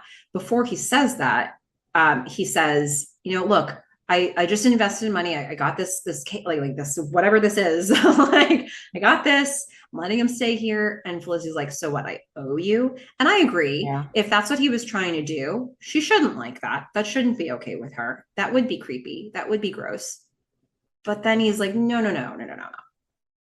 I'm just saying that I'm making an effort and you're not. Yeah. What's happening? But it's really easy for her to lean on the like, so I owe you, to make her exit. And I don't know how David could have done this differently, really. I think she needed to be defensive and she needed to be out of that conversation. Yeah. And she's just not, for once, she's not being honest, because being honest means she'd have to stick around and deal with it. So she bolts again. Poof, gone. To Nolan Elena's again. And Noel's going to come out and be real supportive and not at all have rashes all over his face. I don't know why. I know. He's even going to go so far as to pet Lucky at some point here, and still. Yeah, Felicity's going to spend the night with them. When she wakes up in the morning, she decides, you know what? Lucky wasn't, he's just, look at him. Like, he couldn't even play with Mr. Gorilla. Yeah, he's in pain. Yeah, I'm going to put him down. Noel's going to go with her. But I want to break here in this moment of great sadness for a note from an optimist. That's more of a choose your own adventure. Oh. I would just like us all to reflect, because I was trying to think about what note from an optimist I would do here, and I was having a hard time coming up with one. And I thought, you know what? I think the most optimistic thing about this episode is the idea of what the adventures of Lucky and Mr. Gorilla were. Oh. How can that not be happy? I mean, think about that for a moment, everybody. And just think, Lucky and Mr. Gorilla. How great was that? Mm-hmm. It was a friendship to stand the test of time for like 3 days. We get to see Mr. Gorilla at one point. So, I mean, fully go for it. Yeah. I mean, gosh, y'all need a good friend. So does Lucky. So does Mr. Gorilla. And they found each other in the most unlikely of circumstances. Lucky was a stray. He randomly got found. He was not brought to the home where he should have been. He was brought instead to this other home. And many other homes. And somewhere along the way, Mr. Gorilla, who's ever Mr. Gorilla it was. I'm assuming Felicity bought Mr. Gorilla. Okay. So he's fulfilling his destiny as a dog toy. Yeah. That Toy Story moment of, he was sitting alone on the shelf waiting for his moment, his friend to appear. Mm-hmm. They spent time at the park. They peed on things together. Probably. They ate yellow snow. Mm-hmm. They did all the things. So think so. R.I.P. Yeah. Lucky, but the Lucky and Mr. Gorilla Limited Adventures Hmm. are a story that we can all remember forever. Yeah, I think I'm shedding a little tear. Well, So, I mean, I'll do my own, you know, I'll call it a moment. Should I call it a moment from a cynic? I don't know exactly what to call it. We've been saying it was going to be a rant. It's not entirely a rant, but it's a light rant. yeah, a light rant, a reflection from a cynical perspective. Okay. So I have this new wonderful dog, but it's Mm, because my old dog, I had to put him down, mm, and uh, had a conversation with my mother. We all remember her from earlier. Yeah. Uh, and her point was, you know, he gets put down. He's in pain. He wasn't, functioning. He was very despondent. He was not well. And, we were able to pet him, and, they give him medicine to go to sleep, and then they, give him something else to stop his heart, all very humane. And her point was, why don't people get that? Like, mm. we don't have the option for that uh, in the US. And yeah, she went off for a while on all the friends of hers who had died recently and how horrible it was for each one of them. And Hmm. so she was really making a plug there for, I guess, euthanasia of people. She and I don't agree on a number of things, but she was very passionate about that. And she did make a good point, I think, which was we don't treat our elderly very well. And we should have more compassion and care and people visiting and kind of respect for and better places to live in, towards the end of people's lives. And, having this type of empathy for a dog is one thing. Like, why can't we have that for people? Like, Mm. why do we treat people so badly? Yeah. Um, so yeah, that's kind of what this made me think of. Hmm. So yeah, just a reflection. Treat your people at least as well as you would treat a dog. And here at Optimist versus Cynic, we're here to make you aware of your mortality while watching the Yep, show Felicity. And I hope we've achieved that here. yep, Hmm. yep. Well, I figured this would be really fresh for you because I know that you're coming off of a very similar situation. Well, not exactly similar, but a similar situation. Um, and just because you've got a new dog now doesn't mean this memory is not fresh. Oh no. And and Charlie, my other dog, I think was an amazing dog, and I will remember him always. I mean, until I get old and can't remember things and I'm shut up in some sort of, publicly funded, underfunded, no, okay, we're not going there again.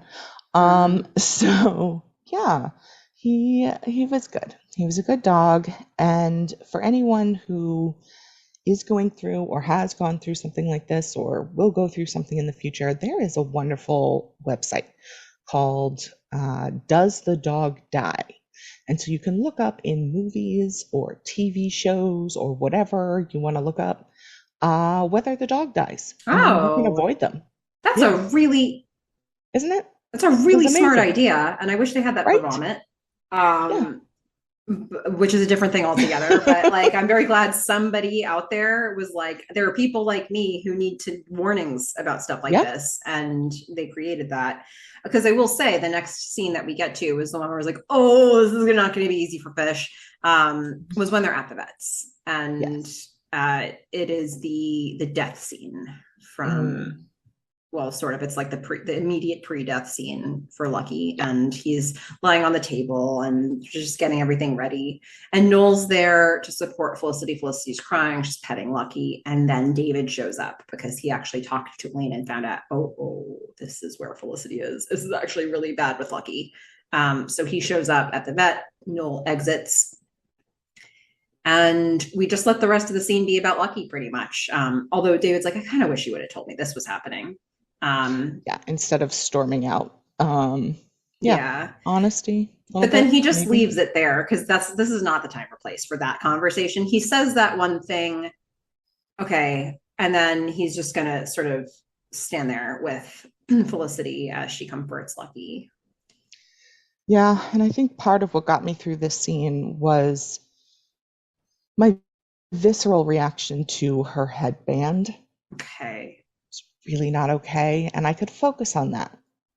It gave me something to focus on. So maybe it was positive in this scene, but don't do that again. Yeah.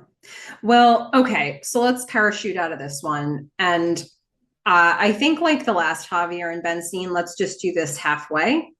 Yes. Because it's half addressing this Felicity stuff, and then it's half going to be interrupted by the Ben and Maggie dynamic. So Javier is scooping the jam out of the center of a Danish with his finger and eating it off his finger. Sure is very traumatic for you. It was really disturbing. It's like, my God, man, that is so unsanitary. Like, eat, like, whatever's happening here, take it off of the, like, it is no longer available for customers, first of all. And like, patrons of Dane and DeLuca are not going to get this Danish. I need to know that. But I don't. He's just sadly crying, scooping the jelly out, or whatever it is in Danish, and eating it. And this is the scene where Scott Speedman is just full on breaking. He's like, oh, this is such a poor dog. And Ben's like, don't cry, Javier. And Javier just explodes on Ben. Yeah. And he's like, I'm sorry, I'm very emotional. I'm not like you. I'm not this brute. I have emotions. And Ben's just trying to be like, don't cry, Javi. I wonder how much of this was improvised. I mean, I didn't see anything in the script about scooping the stuff out of the Danish. Because when I first saw it, because we come in on that shot. Yeah. And I mean, you have to admit, when you're just seeing the finger and the Danish, it looks sexual. It does. But then it's Javier. And then he's sad. Like, it's really sad, and it's no longer sexual. And then he's wrong. And it's like he's binge eating because he wants to be comfortable. And it's like, oh, okay, this takes me to a totally new space. But then he's being so dramatic about it. Yeah. While being serious, that Scott Speedman is breaking.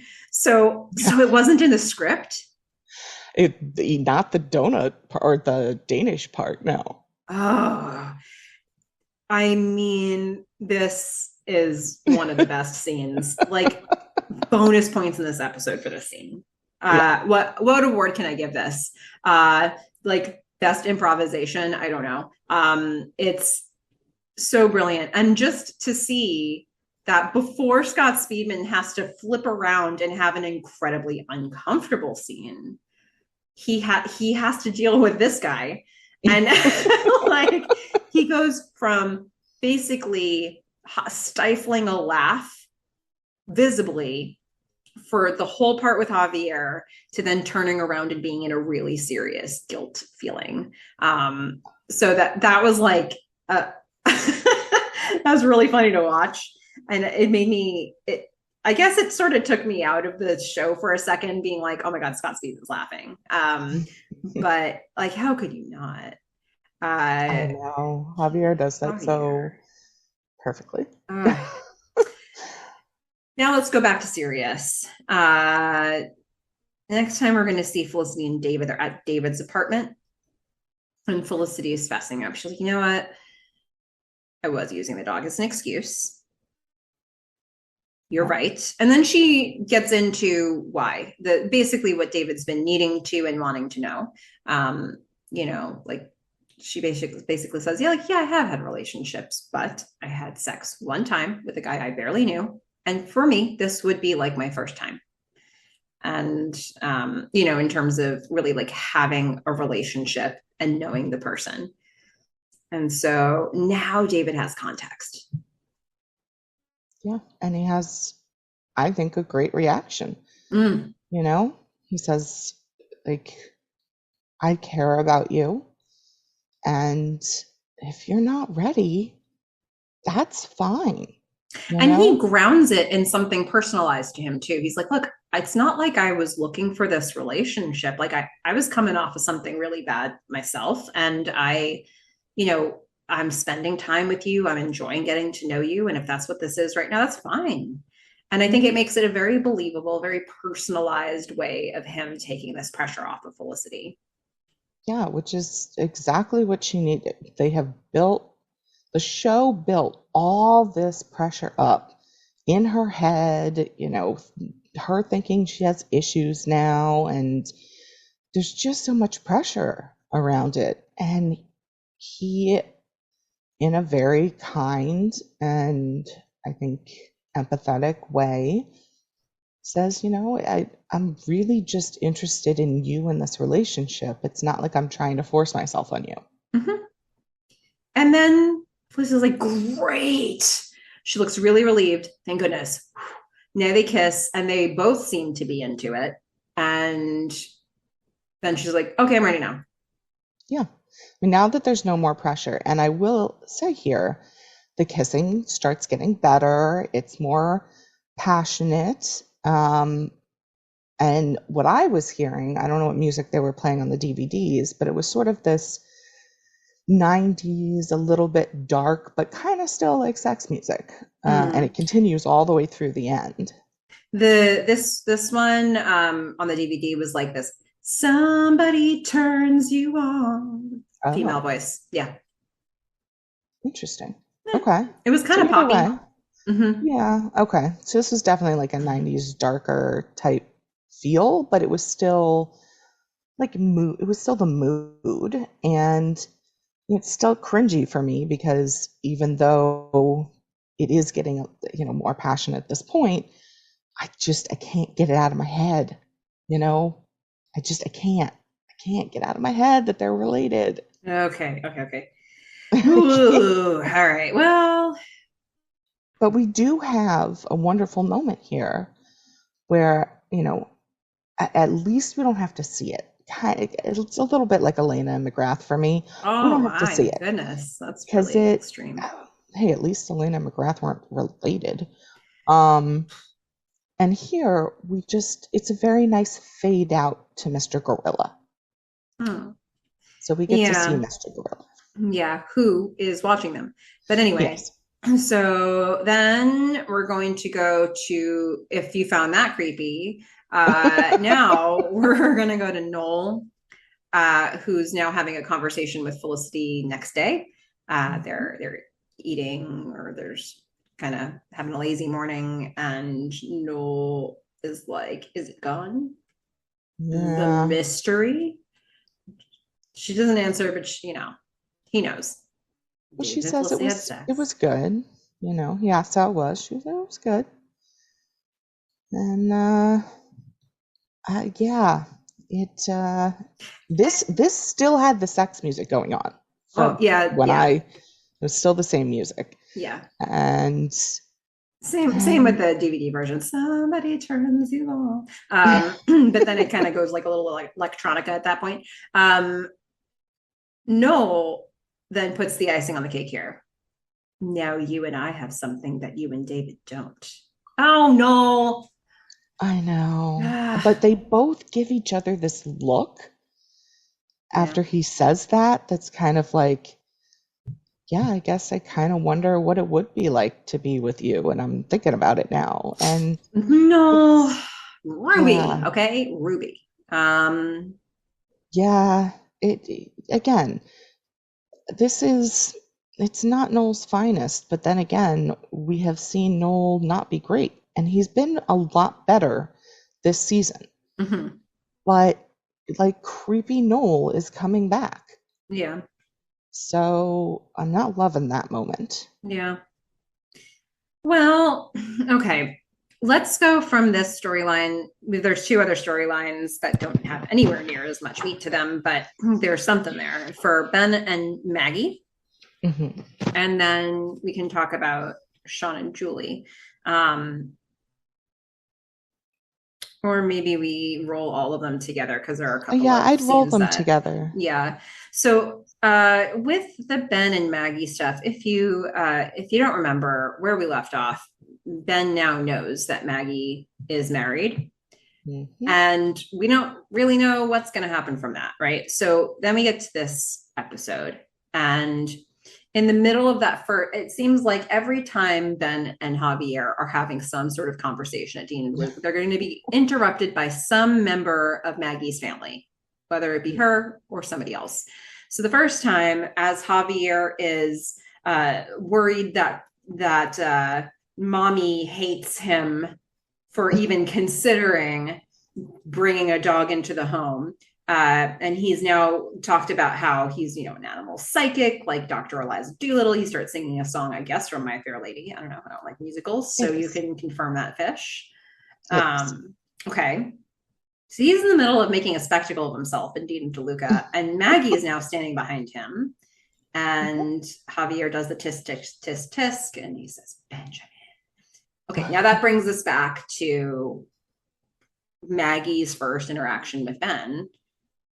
And, since finding out that she's married. And she's going to just come out with it. Yeah, this doesn't help my consent argument from last time. She does initiate this. She comes up to the counter and she says, "Look, what if I were to tell you I'm still interested?" And Ben's like, "I don't get it." She's like, "Yeah, you do." Yeah. Like, yeah. Just sit with this for a second. It'll be fine. Yeah. Yeah, Ben is not prepared for this at all. This was not what he expected was going to happen. I really don't think he was, right? I think he figured, oh, that was the big reveal. Maggie's gone now, that she's out of my life. And instead, she shows up at his place of work and says, let's do this thing. And hey, if you're not interested, just tell me to go away. And then there's this like lingering silence.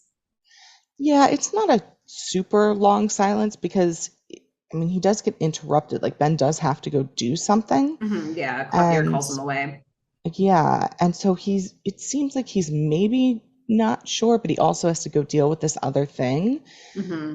But what I found kind of weird, maybe not weird, and I don't want to say creepy because I don't think it was creepy, but it was something unsettling, is when he walks away, having not told her to leave, Maggie gets this grin on her face, like she's won.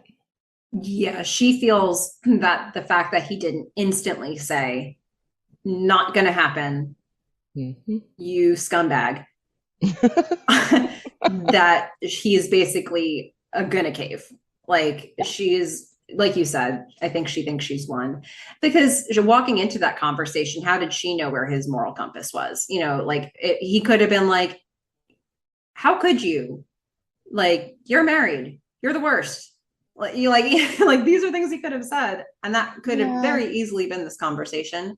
He didn't say that. He could have said that. I think a 19-year-old guy, though, in college. But I think for Ben, it would have come out something like, Maggie, you're married and I can't do that. Like, I don't want to be part of that. Like he could have said something that was like a tisk, tisk, tisk for her. He could have, but I think from her perspective, she probably did not think he was going to turn her down. Yeah. Well, she assertively put it out there. That's for sure. She's also quite a confident lady, this Maggie. But I just want to say I still love Terry Polo, and I actually am watching another show with her in it right now, which is really good, called Good Trouble, and I continue to just love her as an actress. And so I'm still like, even though I'm not obviously loving this, I just, I have to say she's killing this part. Yeah. Well, so she went in, she was pretty direct, but she didn't get a direct response. And so we're gonna sit with this for a little bit. Um, until quite a bit later in the episode. And before we get there, we're gonna have some Julie and Sean stuff Mm-hmm. where, we are really getting we're getting inside looks at three completely different relationships here. You've got Felicity and David, who are at a major turning point in their relationship, and they're having thoughtful conversation, or they eventually get to a point where they have thoughtful conversation about it. They're addressing issues head on and dealing with it. And I guess like dealing with the emotions behind it. And then you've got the Maggie and Ben stuff, which is not really dealing with emotions. They're just like animal instinct, right? And like trying to decide if they're doing the right thing, or if they want to do it. Yeah, she's not really considering. Well, I he think is, and it's she's on like, Ben. yeah. And then you get this Julie Sean stuff, which is this Yeah. really sad, It's so uh, sad. so sad, pathetic sort of like dynamic here where Julie continues to be completely oblivious to how strong Sean's feelings for her are. And Yeah, Sean she continues to be doesn't. tortured by her in a million different ways. Yeah, she does not even think of him as a guy. She Like, doesn't. she doesn't. There's absolutely no, like, I don't know if she thinks of him as a brother or she just thinks of him as another woman. Like, I don't know what she's thinking, but it is certainly not, there's nowhere in her brain does she think this man could ever be attracted to her. And look, the Because, very fact that she walks into the room that he is in, just walking around the loft in her bra looking for her shirt, like, and yeah, not a sports bra, like, not a, she's yeah, wearing a very nice black bra. black. Yeah, like a sexy Yeah, black bra, but walking around like it's nothing, that is bad news for Sean. That is yeah. not good for Sean. Like, It's she's not not nothing to into, Sean. like, it's nothing to her. And it's just like, oh man, this guy. And he Yeah. certainly notices that she's walking around in a bra looking for her shirt. And then he's like, oh, the dog ate it. And she's like, what? Like, no, didn't you know after all this time? The dog, she's like, Have a nope, didn't dog, know have a that. dog. So yeah, it turns out Lucky was very attracted to her shirt. Yep. And this is exactly the perfect segue into her date. How did the date go with Seven, the poet from Cafe Havana? Well, this is actually when she says that she has the date with Oh yeah, Seven. she's gonna have a date. Yeah, she wanted to wear the pink shirt that the dog has now Mm-hmm. eaten with Seven. Yeah, He's a poet, and they're gonna have sex, Jack. and she's like, have fun. She's like, gonna have sex, Jack. Like, what? I know. It's Like the loved whole that moment. Sean's whole face. He's like, gasp. Well, he's a little Yeah. confused, I think, at first. He's like, wait, you're actually saying that to me? And she's like, it's from that movie. And then they have like a moment like we always have, which is, oh, what was that movie? What was that show? I don't remember. And they do that for a while. Again, no shirt has been put on. Like 0% of a shirt has been put on. Mm-hmm. Julie does kind of like cover the middle of her chest, like the part without boobs. Mm-hmm. But Mm-hmm. no, she's just having this conversation. Yeah. And this also, I think, is kind of putting this conversation sort of puts the show in a specific time period as well, because this is how it happened when you didn't remember something in the 90s. Yeah, You would spend days yeah, wondering, thinking, racking your brain, trying to remember, and then eventually somebody would, or they wouldn't, and you'd forget about it altogether. yep, Nowadays, you like within a second, somebody like whips out their phone. They're like, oh, it was this. yeah. But this is how it was, guys. I mean, Remember those days? we would like go to a bar, and at some point, someone would be like, "All right, who can name the seven dwarves?"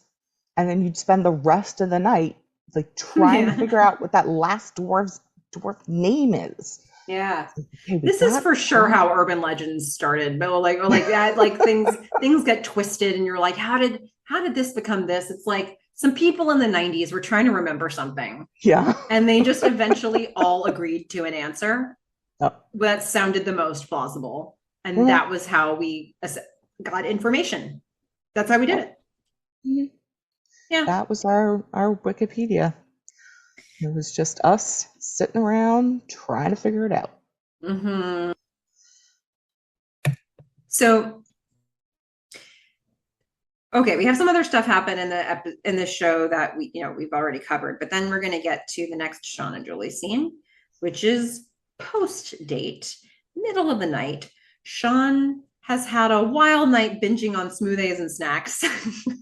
Well, I mean, as I told you, I'm assuming everything in the show is now in smoothies. Mm-hmm. So additional ingredients now are chips, I think Diet Coke, Mm-hmm. mayo, which we all assumed, and I Mm-hmm. believe a shallot.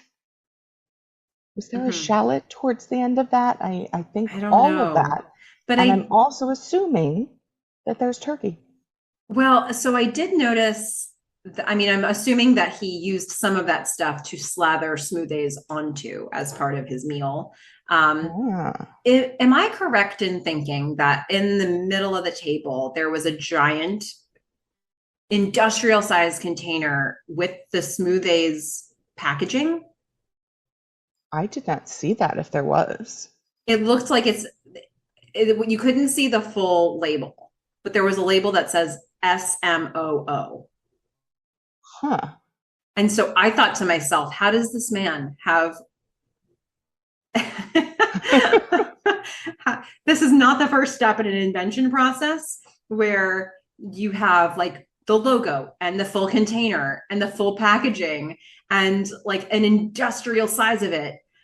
Uh, Yeah. I And can't. I was very confused by it, but well, from maybe. that perspective, this means that not only do you need smoothies, that you need additional mayonnaise Mm-hmm. with smoothies. Yeah. So,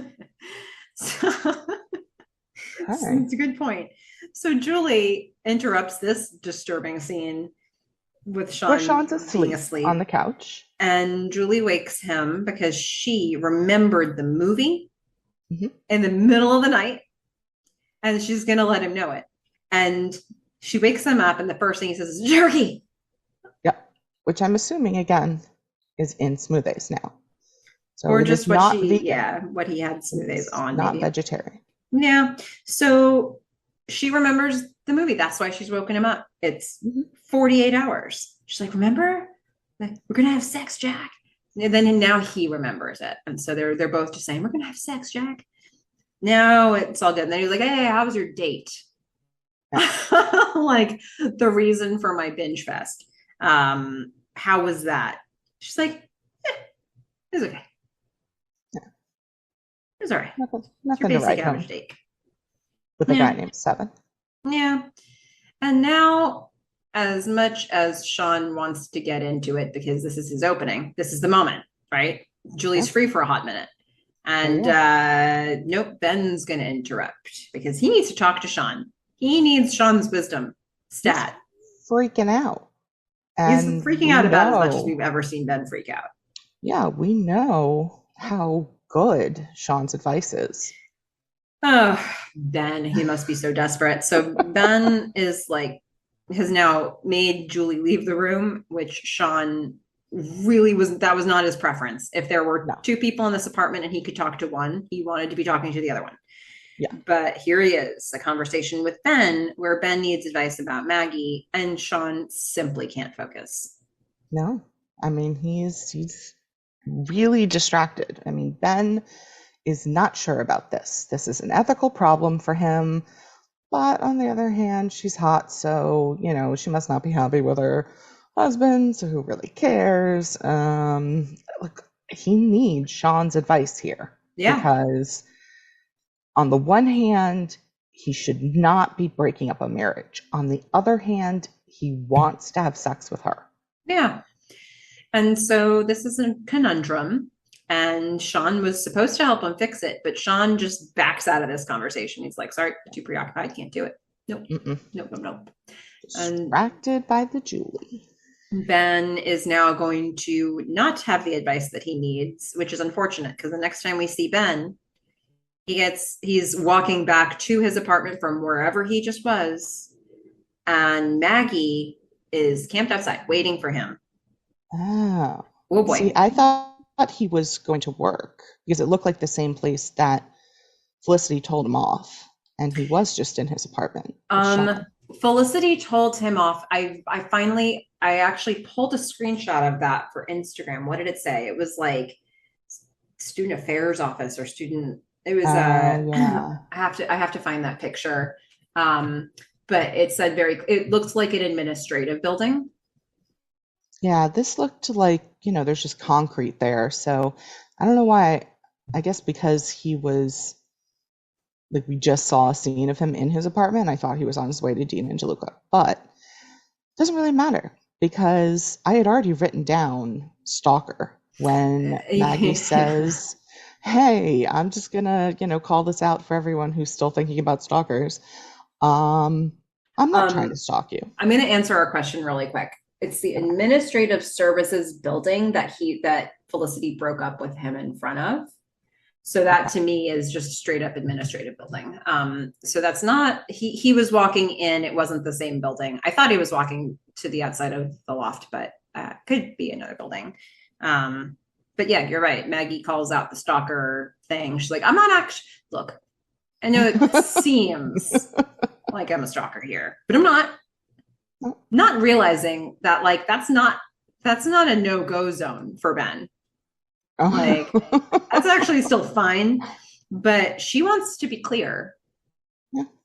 Let's have an affair. No. She is very clear. I want to have an affair. Mm-hmm. She's like, this is what I'm saying. I don't want to play games. I'm just going to be completely honest with you. I'm married. I want to have an affair. Mm-hmm. And here you go. Here, I'm going to hand this to you. It's like your credit card? No. Yeah. Again, of confusion with the credit card. And she's like, no, not, you're not a gigolo. No, you silly goose. Yeah. She's like, no. That would be the key to the Dakota Hotel. Meet me at the Dakota Hotel or I won't ask you out again. Yep. And so now Ben is just, it's on him. Mm-hmm. It's on him.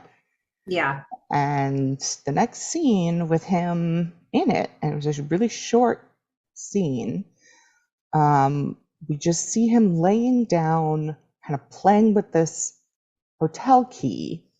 And I swear I could see a little angel and devil like sitting on his shoulders. Mm-hmm. He doesn't know.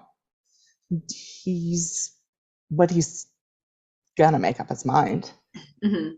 And guess what he picks? Yeah, he decides to go to the Dakota Hotel. But well, maybe you can filibuster here for a second because it just so happens that our friends at Felicity Restoration Project just posted this clip into their Instagram with a different song that I did not like. So the song I had, I actually liked because, I mean, it was fine as a song, but the lyrics were, "Let's go up to my room." Yeah.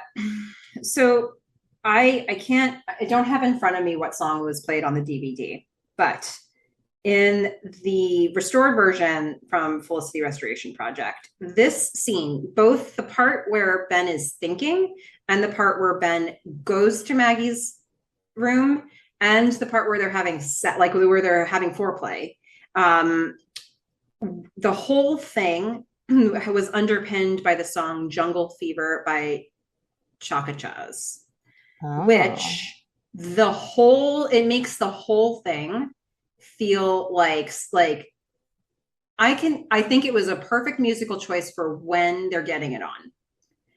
But in this scene where, in the part of the scene where Ben is like flipping the key around in his hands, he Yeah. looks to me like he's struggling with that choice. Like he's really Yeah. thinking about that choice.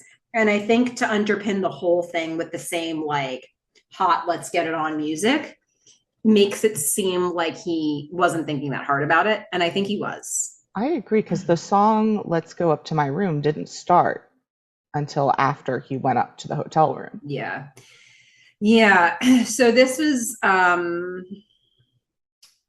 I agree. I was waiting to hear what your assessment of that first part was, and I agree with it. Where I do think he would like Angel and Devil. Yeah, like should I do this? Should I not? Who does that make me? But I like her. Like like I think all of that was something that he was, and I think he was also sitting there thinking like, what's happening in her marriage? She must not be happy. Like like he probably had some of that going on. I was trying to justify it. Yeah, he was trying to justify it, I think. But I think that's all part of Ben was taking this very seriously. In fact, we would know that from the fact that he really wanted to have this conversation with Sean. He was asking for advice because he's been batting this around in his head. And then he does make the decision and he goes all in and he goes to the Dakota Hotel and he's with Maggie now. And so he makes his choice. But I do think the music matters here. Yeah. I mean, I liked the music that was streaming and when it started. But I didn't take a lot of notes during this scene because it was really good. I mean, I wanted really to good watch chemistry. it. They have very good chemistry. And this, I've been trying to put my finger on what is it that I really don't like about David and Felicity. And, it doesn't help now thinking they're related. But even without that, like the episode before, there's no passion there. I think both Noel and Ben are very passionate about Felicity, and it manifests itself differently. Noel's awkward and he gets real jittery and he like dives in for first kisses and just like knocks the girl to the floor. But he is passionate about her. He has these sweet moments where he'll like move her hair away, and Ben does the same thing. And Ben, I mean, is even more so. Like he is just, I think, a very passionate person. And he's very comfortable with touch. And, I notice this because touch is one of my love languages. And I feel like that's really missing with David. I mean, this type of just like complete raw passion, it just doesn't exist in the world with David and Felicity. Yeah, and I think that their dynamic is based off of different love languages too. Like I think that first of all, they're very much expressive in words. And I think acts of service is probably really big for David. And we'll see more of that in the next episode as well. But I mean, I don't think we're ever meant to think that a lot of people don't remember David who watch the show and know it really well. Like they barely remember that, or they skip over it. Like there are enough people who are like, kind of liked Nolan Ruby. You don't hear that with David and Felicity. And this is, the show labels him as a B-list person from the beginning. Yeah. Like we're meant to think he's not on par with Ben or Noel. And like they ask us from the moment we meet him to label him as a B-list person. To not be interested. Yeah. So I think they did that on purpose. I think that there's a serious relationship happening here in terms of the maturity that it's calling for Felicity to have. Partly because he's older and he's a grad student and he's communicating differently than these other guys in her life. But I will say, and this, I'll spoil a little bit on this, Fish, like we're going to see in the next episode that like David feels about Felicity. Like there's this what's the right relationship to talk about here? Like, like in the SATs, like this word is to this word as this word is to this word. Well, They don't have those anymore in the oh SATs. my They removed goodness. them. That's Yeah, probably good. really good because they made no sense. It's like what the heck? Analogies. Yeah. Yeah. So this analogy that the relationship that they're setting up here, like David is more into Felicity than Felicity is into David. Yes. And that mirrors so many of the other things happening here, like even if you look at the Ben and Noel dynamics, like in a way you could say Felicity, even at the end, was more into Ben than Ben was into her. And so there's going to be a parallel here that she's going to notice where she's like, oh man, he's more invested than I am. Yeah. And you can see it already brewing here. And it's going to come to a head pretty quickly. But I think that's important for her to see too, because she's been in a relationship where she was more the whatever that quote was that I didn't love. Like she was the one who had the stronger feelings. She's been the one where she wasn't the one with the stronger feelings, but now she's in like a real adult relationship and she's going to see that dynamic from a different angle. Yeah, And and this is important. she called Ben out for being a coward, Mm-hmm. right? For the way he treated her. And yet she did the exact same thing to David in this episode by just Yeah. leaving the apartment and trying to get him to break up with her. Yeah. And this is not all going to be lost on her. You give it one episode and you're going to see some payoff for some of those realizations with her. And the truth of the matter is that when she broke up with Ben, she was articulating to him the things that she needs and the things that she wants. And she's now finding some of those things are true and some of them are actually not. Because she's getting the thing that she wanted. And there's not really that passion behind it. Yeah, she may have So some other things to think about because I mean, I am glad that they have the Ben and Maggie relationship because we are so lacking in passion with David mhm. that at least Ben's, B-list person, there's no lack of passion there. I mean, Yeah. that is not the problem that they have. So we're gonna cutting back to the hotel room. They're hot and heavy. They're having foreplay. She is up with her back against a mirror. So Ben gets his first look at a butterfly tattoo, tramp stamp on her back. Yeah, we probably shouldn't call them tramp stamps anymore, but we do. That tells you the location. Sorry, everybody. Yep. Um, But she does. She has this beautiful butterfly tattoo on her lower back. And I mean, the fact that he can just, walk in the room, start kissing her, pick her up, put her down, sitting on something. And I mean, the whole thing is just so not the awkward, cringy Felicity mm, David thing. I mean, we need something like this because, otherwise I really could just skip the episode. yeah.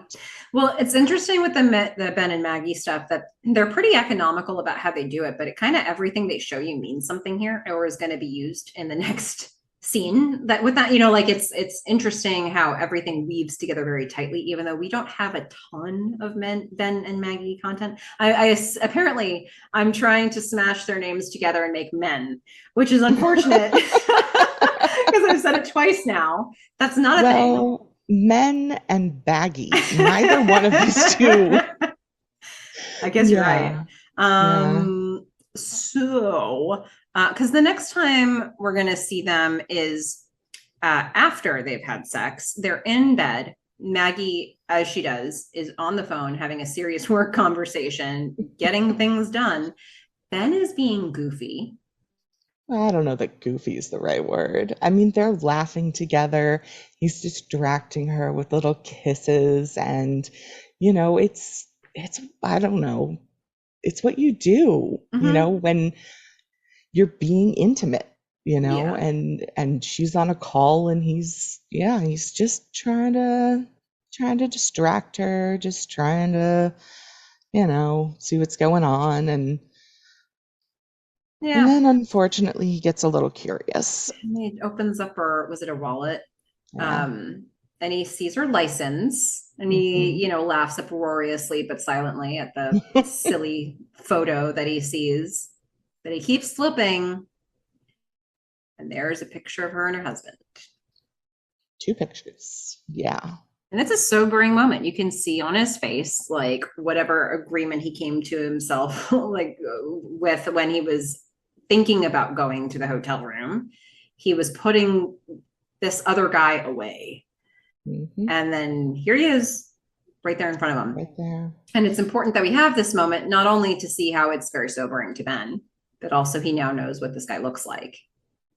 Yeah. And I feel like Ben's preferred position for thinking about things is on his back, Mm-hmm. because he was on his back earlier with the key, and then here sees the picture and he puts it down, or Maggie takes it away from him, and he, like, flips back on his back, and he's like, oh, what He's a am I ceiling doing? starer, Yeah. if that's a thing. I don't know. But so, yeah, it's not the guilt of it all is starting to set in a little bit, maybe. But Mhm. he's not able to ignore the fact that this guy exists. He's now seen a picture of this guy, and sure enough, the next time we're going to see Ben is when he's back at Dean and DeLuca with Javier. We're having that scene where Javier's crying, eating the jam out of the Danish, and making Scott Speedman laugh. And Yeah. this is interrupted by none other than Maggie's husband. Who in the script does not get a name. He's just called Maggie's husband. Mm-hmm. Okay. No name. He may or may not get a name in the next episode. I'm trying to think. I feel like I almost want to say his name is Charlie. Don't know. Let's see if that comes to pass. But he is behind the counter waiting to be served. And And he tries valiantly, Ben tries mm-hmm, to get Javier to take this order. sure does. But Javier is a mess. He's Just a mess. crying. He's got fingers full of Danish jelly. Oh my God. And he is just not in a position to help this man. He's crimson. Okay. He's flushed. Too emotional. Yeah.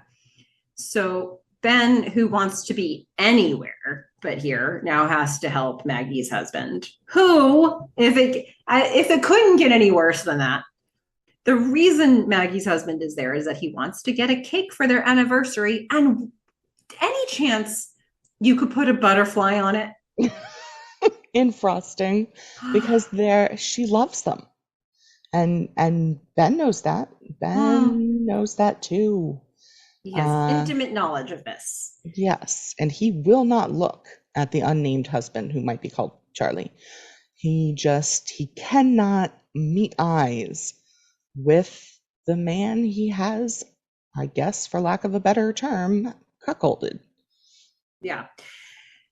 First of all, if this guy is actually named Charlie in the next episode, I just want you to know I win at trivia when I've always lost. That's it. Like, I've always lost at trivia. Now I win. But yeah, this is really uncomfortable. Ben is face to face with his guilt. Like, this is just, and like, it couldn't be worse, right? He's seen the picture of the guy. The guy shows up, knows exactly who he is. He wants an anniversary cake with a butterfly on it that Ben just saw when he was having sex with Maggie. And it's like, oh.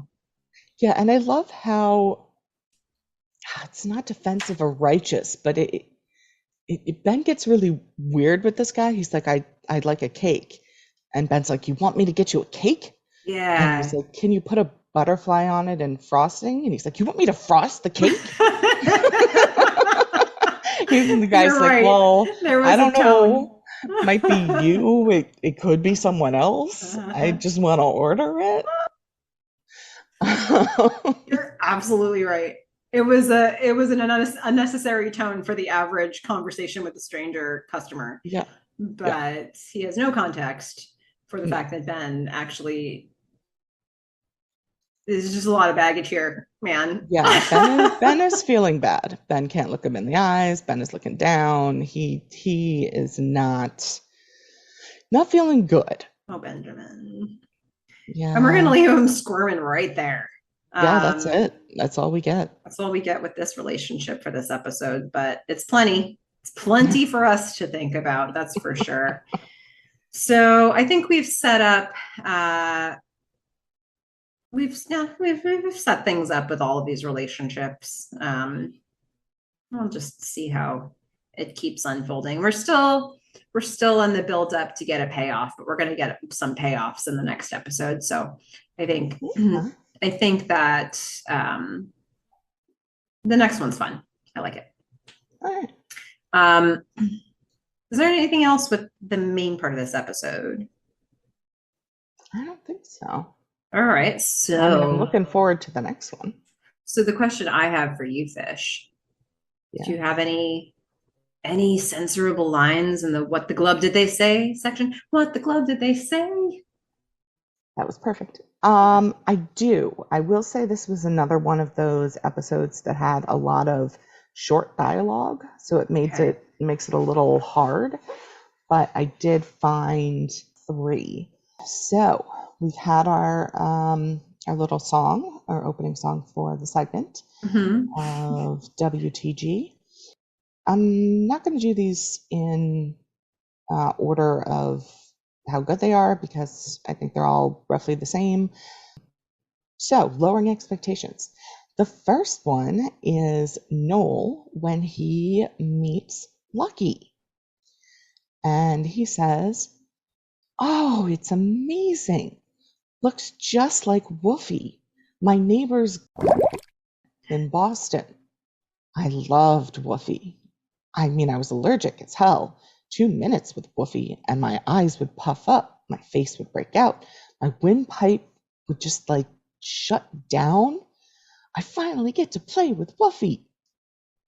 Wow. So you can decide what you think Woofy stands for. Yeah.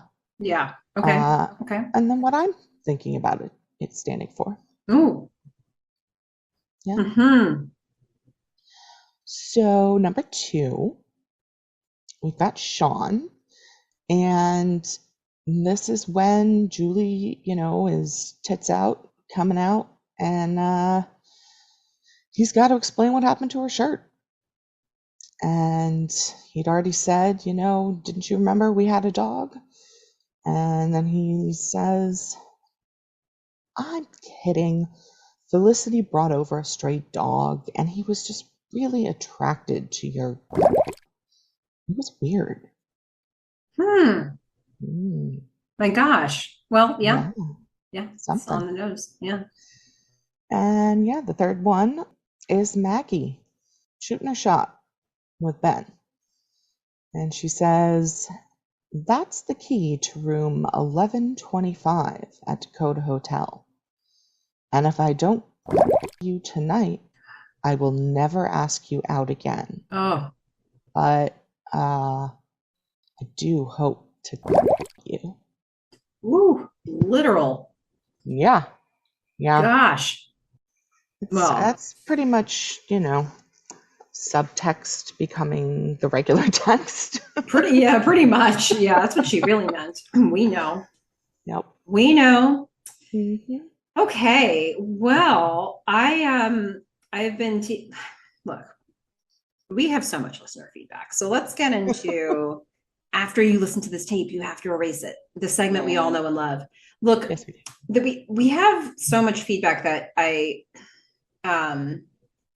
we really try to think about like what episodes it goes with.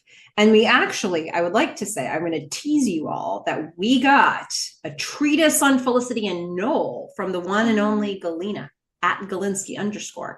So I'm very excited to be able to release that information, but it's not the time for a lot of that yet. But we'll hear some stuff from other things that she said, as well as some other things that have come up in this episode or some recent past episodes that it feels like a good time to maybe button that up with some feedback. And then, next time we have some David feedback. And so I just, if you've shared any comments with us, like we really try to incorporate as many as we can. So if it doesn't happen here, just, stay tuned. The first thing I wanted to point out. Well, I will say, I still haven't been able to read Allison's treaty on Ben. And now the second one is coming in, and we are so appreciative. And also, it's kind of killing me that I can't read it. Yes. But I trust in Melissa. She will release the information as it is appropriate. And when we are done with all 4 seasons, I will finally be able to read the genius that are these. And I'm gonna be spoon feeding pieces of it along the way. But it'll be fun fish for you to read back when it's all done, and you can read it in full and the flow of it. In all cases, we love long feedback. But It's up to Fish whether or not she wants spoilers for things. And so when we have a treatise on a full dynamic that lasts the course of 4 seasons, I have to be a little careful. Plus I haven't picked really between Ben or Noel. I mean, it's changed a couple of times. So, I either have to read both or neither, I guess. But I don't know whether I will have picked by season 4. But you may not have. I mean, it'll be really interesting to see when and how your thoughts change. I think as we've been doing the unpacking that we've been doing, my stance hasn't necessarily changed, but the way that I evaluate these relationships has. So that's been interesting. And I'm looking forward to seeing how it continues to change what we continue to unearth as we get further into the series. But the first thing I wanted to point out was way back when on Instagram, we had done a question about what do you love about Javier? We got a lot of feedback to that. Some of it's relevant for now, some of it's not, but an overwhelming number of people loved Mami. We have at Fashion Grunge Pod. Anytime he mentions his cat Mami. At Colleen.Tenbus. It's not a quote, but I love that his cat's name is Mami. And this isn't exactly in this episode, but it's relevant. At Amy Sherbani says, Benjamin, say hello to Mami. So I'm just saying that what we saw on screen is really much loved by many people. We saw Mami in the flesh and the fur. Yeah, I hope that she continues to be part of this because, I was a huge fan. I'm not going to lie. I don't even really remember ever seeing Mami. So the fact that so many people, when we asked just a blanket question, what do you love about Javier? So many people pinned down Mami. And it's wait, Mami? Well, there she was. Yep. In all her poofy glory. She was amazing. And Javier's relationship with animals is fantastic. Mm-hmm.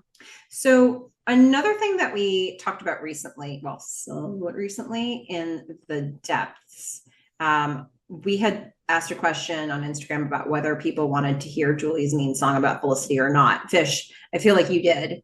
Yes.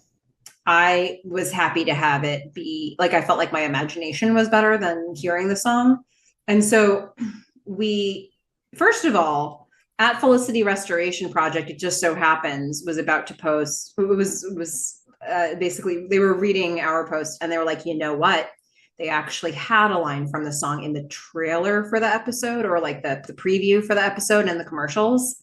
And so there was a scene. It looks like they must have recorded the whole song and they just gave a little clip of it, a moment of it in the trailer.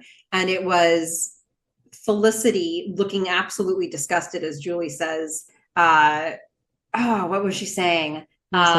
Everything's about Felicity to see. like everything revolves around Felicity or something like that. Yeah. And Felicity is looking just grossed out. But you know that must have been a whole recorded song. Right, which bugs me because I'm like, you recorded it and then you cut it. Yeah, they decided not to Like, show it. Well, it would have probably killed a really? bunch of time, where they totally had that time, but whatever.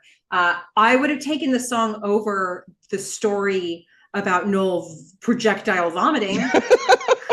Like, if I had to vote, yeah, I'd like the mystery that is not hearing the song. But if I had to pick which thing to spend time on, I'd pick differently. Anyway, so we had a few different people, a couple different people respond on that, in addition to the fact that Felicity Restoration Project then posted the trailer on their Instagram account. So you can actually see that little bit with the song. But we had a couple other responses. So at Galinsky underscore said, I kind of love that it is left up to interpretation with some tantalizing lines thrown in. We get to fill the blanks, which I think might be worse than anything that they could write. And then actually at Colleen.Tenbus seems to agree with that. She says, to be honest, I kind of loved that we didn't hear it, but Amy Jo does have a beautiful voice, as we hear with Puddles of Grace. And then in response to her, at mem underscore 0026 said, I agree, totally okay not to hear it. So I didn't hear from anybody other than you who wanted to hear it, but I bet those people are out there. I imagine there are people who really wanted to hear the full song. Yeah, I did. I still want to hear the full song. I don't know. I think it would have been funny, and I want to hear Julie do a better song. It just, I don't know. It It's seems like strange it'd be because funny. some of the lines that Megan told us were in Julie's song, like Astor Place Trim, and she thinks she's Joan of Arc, blah, blah, blah, blah, blah, Slut of Washington Square Park. Yeah. When I think about the song that she sang about Carol, it wasn't that specific. It was much more about like the feeling. It was much more about the emotion that she was feeling. Like that idea of like, I deserve a little bit of you wasn't about accusing Carol of what she was doing. It was about saying what she deserved, what Julie deserved. So I do think it's strange how specific she got in the song about Felicity, but you know, it goes to show you that's where she was at. Yeah, I don't think this is, I mean, I think the song about her mom is, her reflecting on, say, really deep emotions she's had her whole life, and, bringing that up and creating in the songwriting process, I think, a recordable song. Whereas with the Felicity song, it feels like she's spiteful, she's bitter, she just wants to get her anger out, and it's called Felicity. Yeah. So, I mean, I don't think she was going for, hey, this is going to make it to a record label. It's just, I'm going to say mean things. Yeah. Similar to the When Ben Dies song that we never heard. Also, they should have released like an album of these songs. Yeah. Felicity's, Julie's songs. Yeah. Well, okay. So that was, some comments based on something we threw out. Another comment from Galina, from her email, based on something that we talked about very recently.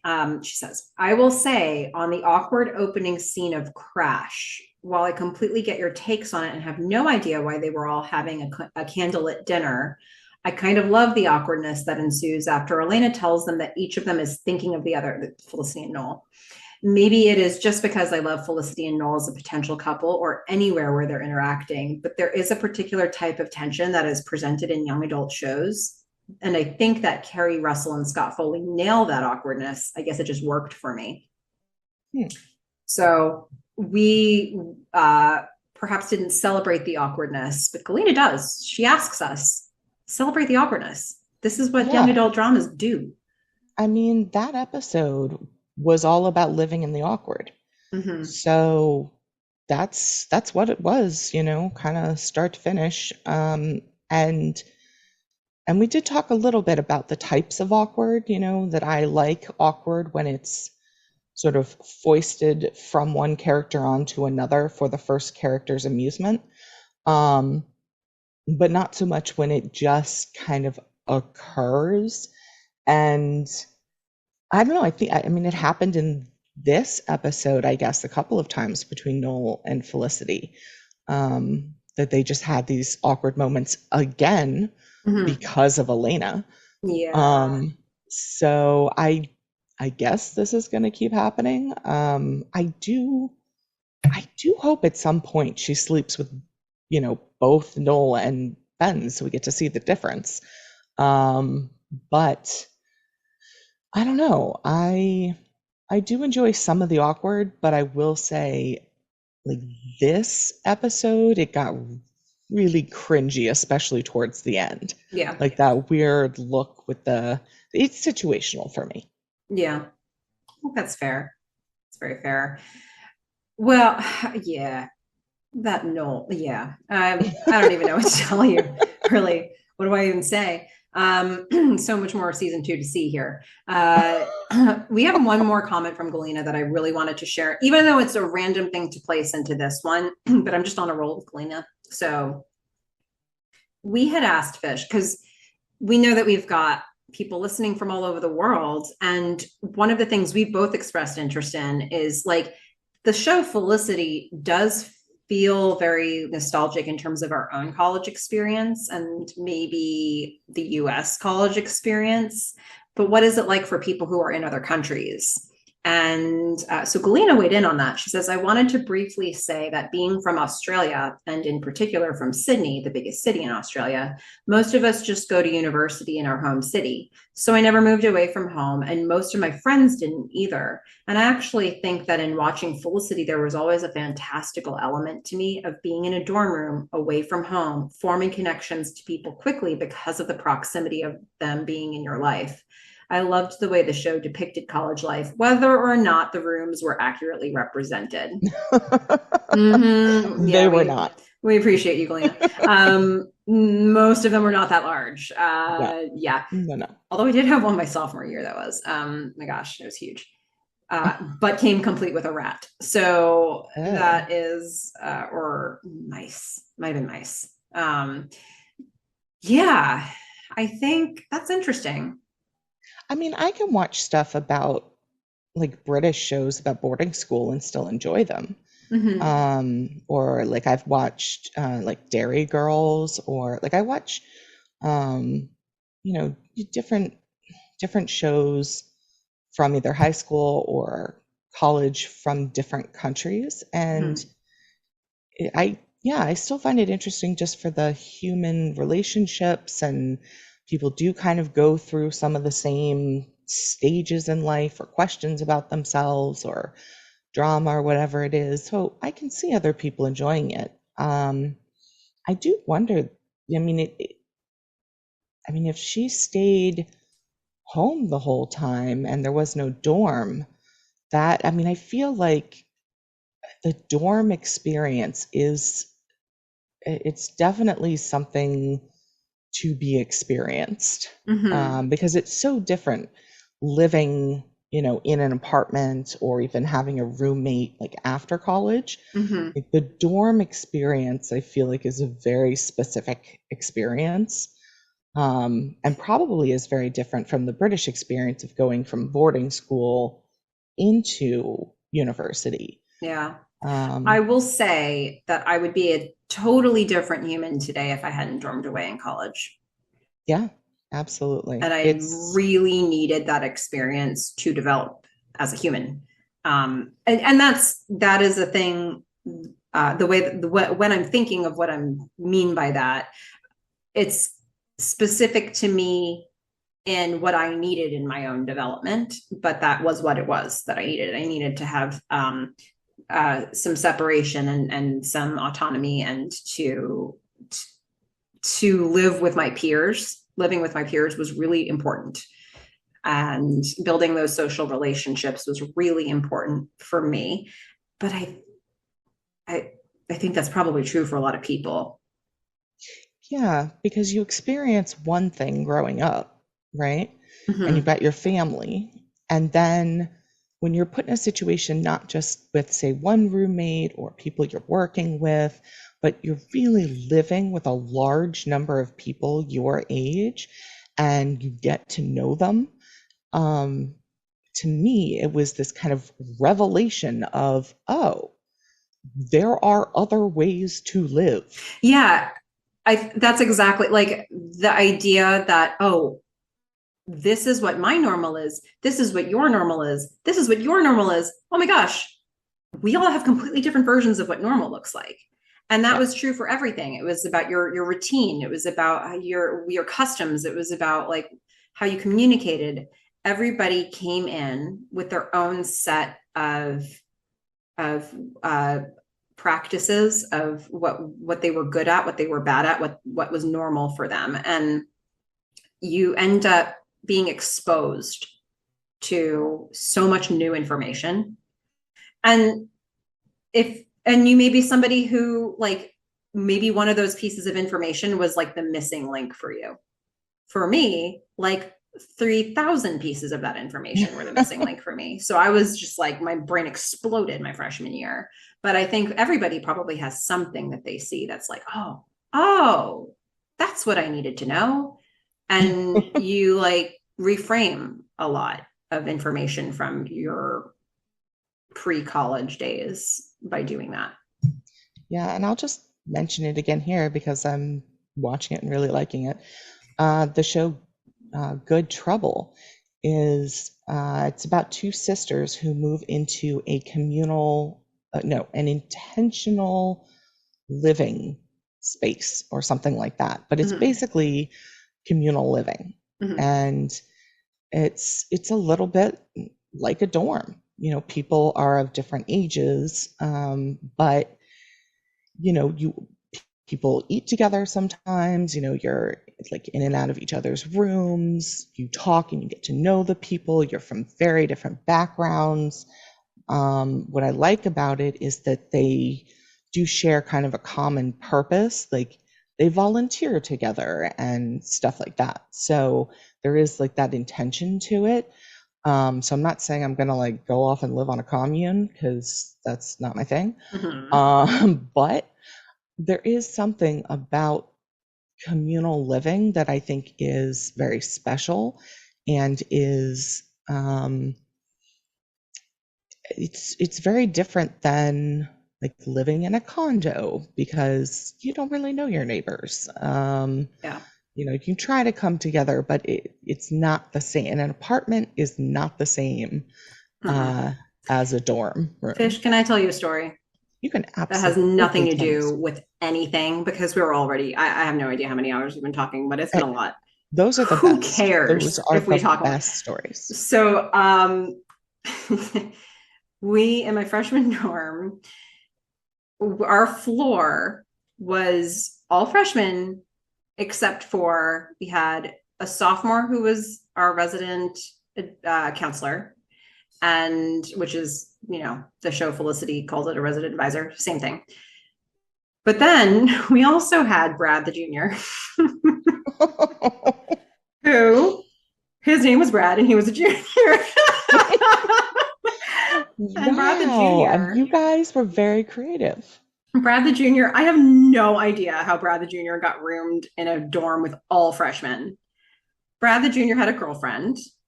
Brad the Jr. was pretty independent. He was kind of did his own thing. Nobody really had a relationship with Brad the Jr. of the people in our dorm, but we all knew him. We all said hi to him. He was Brad the Jr. Yeah. One day, Brad the Jr.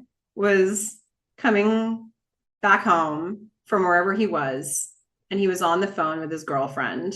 And Brad the Jr. was having a conversation that everybody could hear all the way down the hallway in each passing room. That Brad graced us walking past every single door, having this phone conversation, not really thinking about what he was saying. And Brad the Jr. was telling his girlfriend, I ate a bean burrito and I reeked. No. Bean burrito.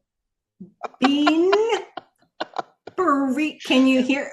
Bean burrito. No, I ate a bean burrito and I reek. No, I reek.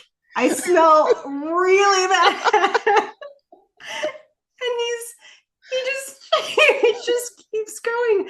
And as he's walking by, you can see, like, as he passes a door, heads poke out from the door, and everybody is watching Brad the Junior walk down the hallway talking about how he ate a bean burrito and reeks.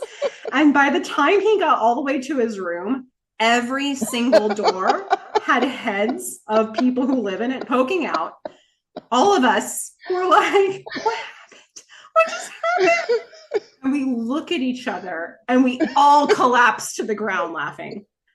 And I was like, guys, this couldn't have happened anywhere but a college dorm.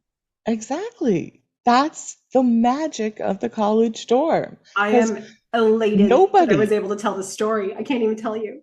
Nobody in an apartment complex just leaves their door open. But everybody in a dorm room does. So you hear everything. Oh my goodness. It was poor Brad.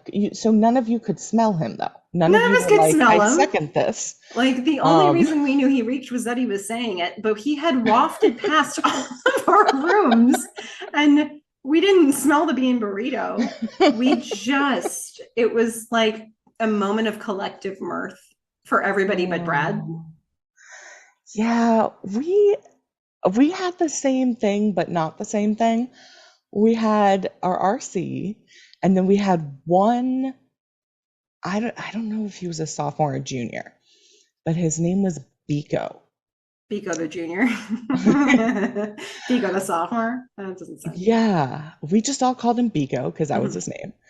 And he really liked smoking weed. Okay. And the campus police, I guess, got like turned on to this. And I mean, you got to understand the campus police where we went, I mean, they would smoke with you. So it doesn't, but apparently we also had the regular police kind of alerted as well. So it became more of a thing. And so they would kind of routinely show up to his room and like be banging on the door because, you know, we could all smell it. And Biko had this very interesting way of getting out of confrontations with the police, which is he would open his window, and I guess he had removed the screen, and he would just get out and run along the roof. And so sometimes you just be looking out your window and like Biko would be coming by, like, and sometimes the cops would be chasing him on the roof, and sometimes not. As far as I know, he never got really caught. But yeah, it was just like, you know, there's the nightly Biko sighting, either with or without cops, trying to chase him on the roof. And yeah, he was a fun guy. None of us, again, we didn't really get to know him. We'd say hi, but he was in a puff of smoke. And I mean, he certainly brought some aroma to our dorm. And routine checks by the cops. What's up with upperclassmen always bringing aromas to a dorm, you know? No. Guys, if you didn't have the privilege of dorming away in college and going to college in the US, if those things are not synonymous, you're welcome. Yeah. These are some of the magical moments that we experienced. We are more than happy to share them with you. Yeah, it's a public service. I've never been happier to tell the story of Brad the Junior. This does not come up on an everyday basis. And to know about Biko, this is brand new information for me. Gosh. Yeah. Gotta love it. Oh, there was stuff like that happened all the time. I also remember in my freshman dorm, there was a guy who was trying to learn how to play guitar, but he was doing it badly. And he was trying to learn Jimi Hendrix's version of the Star Spangled Banner, which is not the starting point. And like, that was another time when just like people on an entire floor were just like covering their ears with pillows and just commiserating together in the torture that was this guy trying to figure it out. We did have someone who I guess was more considerate than that. We had a girl who like lived right near me. And she had a violin. And I think it was part of, I don't know if she was a music major, but she would go into the bathroom to practice. I mean, for hours. Mm. And so we couldn't really hear her, but it was a But little everybody had to go awkward. to the bathroom really badly, and she was using it. Yeah, I mean, there were multiple bathrooms Okay. available, but like she So did, you got like, serenaded if you had to go to the bathroom while she was practicing? no, we had individual bathrooms for like every two dorm Oh, rooms. okay. So she only took up the bathroom for like her room and the room next to her. Oh, And they're wow. really small, which is why it was so weird that she was practicing in there. Because I mean, you barely had room to like move your arms to play a violin.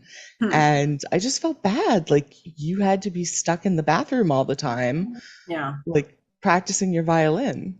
Yeah. That's not cool. Mm. Gosh. Well, trip down memory lane. What a time. What a time.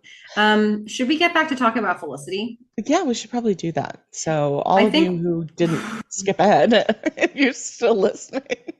I mean, hey, we're probably closing in on 7 hours or something now, so it's fine. Yeah.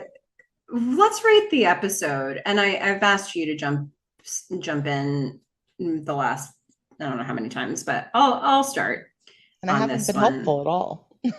Well, okay. So here, I'll tell you what. The unit of measurement was simple for this one. Hmm. Fruitless danishes. I was going to say it's got to have something to do with Javier. I mean, Guys, I know and it's a really Danish. small detail, but if you haven't rewatched the episode just for this, like Oh, rewatch just man. that piece. Go find it. Yeah. Watch him stick his whole finger in, pull all the jelly out, lick it off his finger, and just like keep it on the tray. I just knew that was going to bug you so much. Oof. Okay. Fruitless danishes is my unit of measurement. I went with Mhm. 6.9. Okay. Now, this is partly based on I looked at my rating for the last one. I feel it was a little stronger than the last one. I don't feel like there was a lot of randomness that happened here.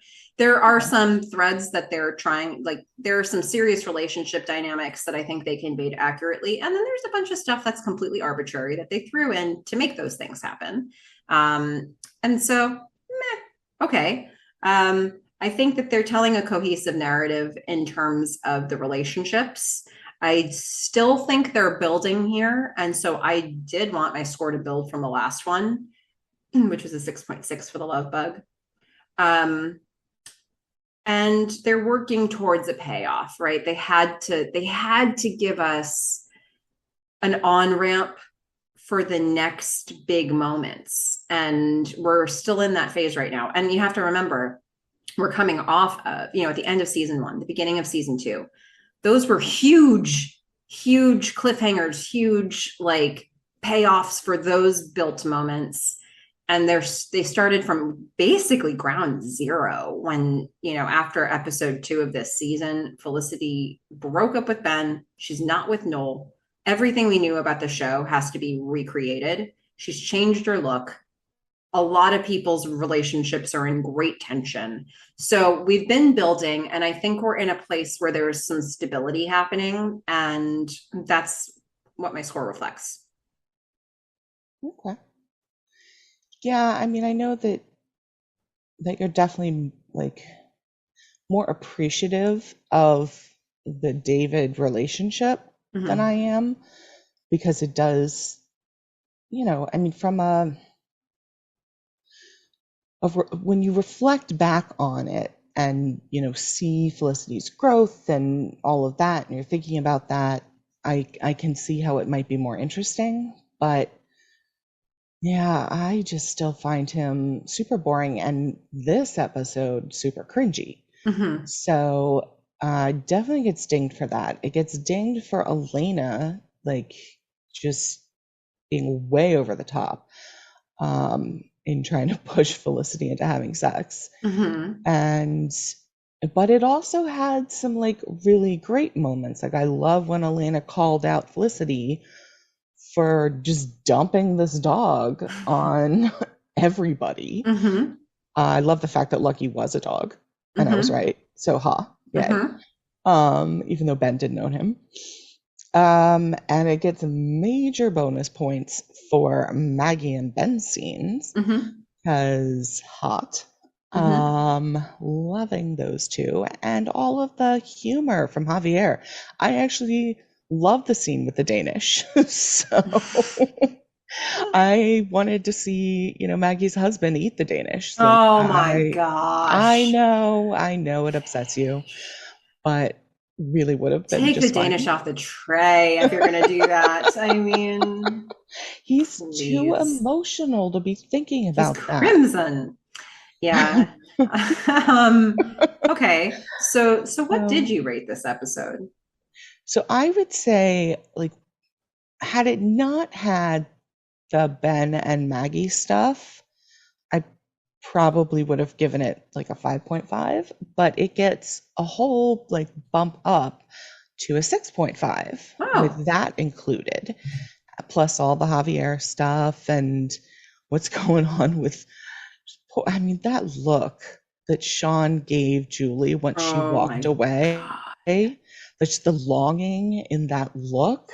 There were just these moments in this episode that I really appreciated. So it kind of, I think, not quite balanced it out, but I still enjoyed it overall. I really was not a big fan of the David, all of the David Felicity stuff. I was just not a fan of any of that. But I powered through and got to the good stuff. Yeah. Okay, we landed in a really similar place here. 6.5, 6.9. Okay, that's one of our closer spreads, I would say. Yeah. But yeah, I think for different reasons we're landing there, but nonetheless. So awesome. As usual. Well, look, folks, we would love your feedback. We want to know what you think about this episode, about other episodes, about things that are coming up, your treatises, your feedback, your fan art, whatever. We want to hear about your college experience. Did you have Brad the Jr. like people or Biko like people in your college? We want to hear everything. Okay. We get so giddy when we hear from people about their stories. Yeah. So we text each other and we're like, check this out. No matter what time of day it is. It's 2 a.m. for Fish. I'm like, guess what? Yeah. This person had this college experience. What? Yeah. So if you want to share any of that kind of information with us, you can reach us at themelissafish@gmail.com. It's Melissa with 1 L, 2 S's, themelissafish@gmail.com. You can also find us on Instagram at Felicity Podcast. So many of the cool people we've been naming, they're over there with us. It's fun. And if you want to know when we drop our podcasts, anytime we release a new one, we send out a newsletter. So you can sign up for that by checking out the show notes of this podcast. Wherever you're listening to this podcast, check where there's more information about it written. That's the show notes. We have a link in there. And you can sign up and find out when we drop the next episode. And the next episode will be Family Affairs, which is the Thanksgiving episode, I believe. So no Halloween episode this time. No. Family Affairs. I don't want to oversell this for you, but I think especially Fish, with how you feel about David, I think that you will be pleased. Well, plus I love holiday episodes. I always love the special holiday episodes. But also, if you feel like dropping us a rating anywhere, yes. Go ahead, take 2, Melissa. If you want to rate or review this episode of the podcast, or just this podcast in general, go to wherever you're listening to this podcast and see what your options are so that you can rate us. And you know what? We want to make sure people who love the show Felicity know about this community so they can be part of the conversation. contributing in the conversation. We want to be friends, all of us. They could be your friends too. So that's it. The more people rate this episode, the more people are likely to find it, especially those who are actually looking for Felicity content. And boy, do we try to provide it. We've been talking for 3 weeks at this point, and in actual hours to cover the first season and a third. Gosh. Yeah. Anyway, family affairs, guys. That's what's coming ahead. I'm very enthusiastic about what's next for us. And that's that. Anything else that you want to talk about here, Fish? Is there anything we possibly could have missed? I was going to say, I can't imagine. I can't imagine. Okay. Well, until next time, Fish, don't hook up with Ben while I'm gone. I'm a fish. Bye. Bye, everyone.